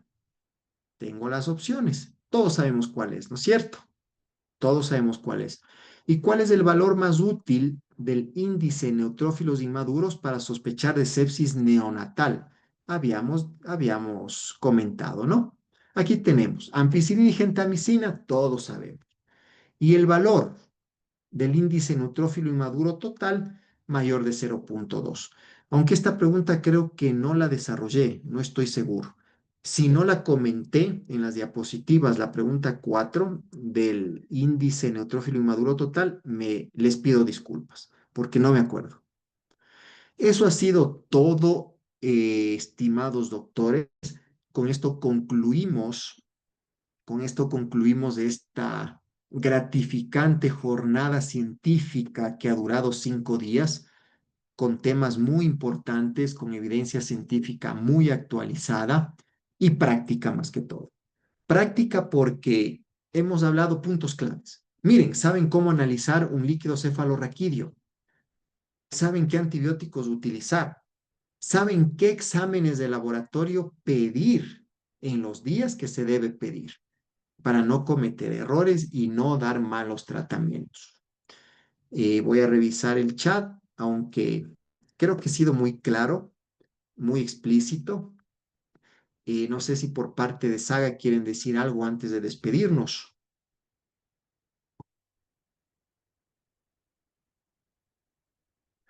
Tenemos una pregunta. Ya, gracias por compartir los conocimientos, estimado doctor. Gracias a ustedes por formar parte de estas capacitaciones muy académicas, muy científicas. Muchas gracias a todos. Como yo les dije, me gusta porque yo para capacitarles a ustedes que son médicos, son enfermeras, enfermeros, son especialistas, yo tengo que venir leyendo. Por lo tanto, yo me estoy capacitando con ustedes.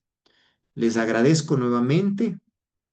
Si no hay más preguntas, yo me despido y voy a enviar un banco de preguntas a Shirley para que el día que consideren necesario les pueda tomar su examen y un caso clínico también. Y tranquilos, porque todos salen de estas diapositivas, todo, absolutamente todo, todos los temas salen de las diapositivas, no se van a confundir, no hay por qué equivocarse y son preguntas muy fáciles. Muchísimas gracias con cada uno de ustedes y yo me despido. Muchísimas gracias a ustedes, mi estimado doctor, pues por compartir sus valiosos conocimientos con nuestros participantes. Esperamos pues tenerle en una próxima ocasión. Gracias, estimado doctor. A nuestros estimados Gracias. participantes de la misma manera, muchísimas gracias por la confianza en Saga Capacitaciones. Así como dijo el doctor, pues no, el día de mañana se envía lo que es el link para que realicen lo que es el examen más el caso clínico. Como ustedes saben y como lo dijimos el primer día de la capacitación, nuestros cursos son de aprobación. Se aprueba con un mínimo de 7 y el día de mañana también se les envía lo que es las clases grabadas, las diapositivas por si acaso aún no las tengan. El examen se lo recibe hasta el día lunes. Usted lo puede realizar en cualquier momento. No tiene un tiempo definido. Entonces, sin más que acotar, 1.000.000 gracias por la confianza en Saga Capacitaciones. Les invitamos a que nos sigan en las redes sociales para que estén pues al tanto de la programación de los cursos que ya existe, pues, ¿no? Y esperamos también tenerles en las próximas capacitaciones. Muy buen fin de semana.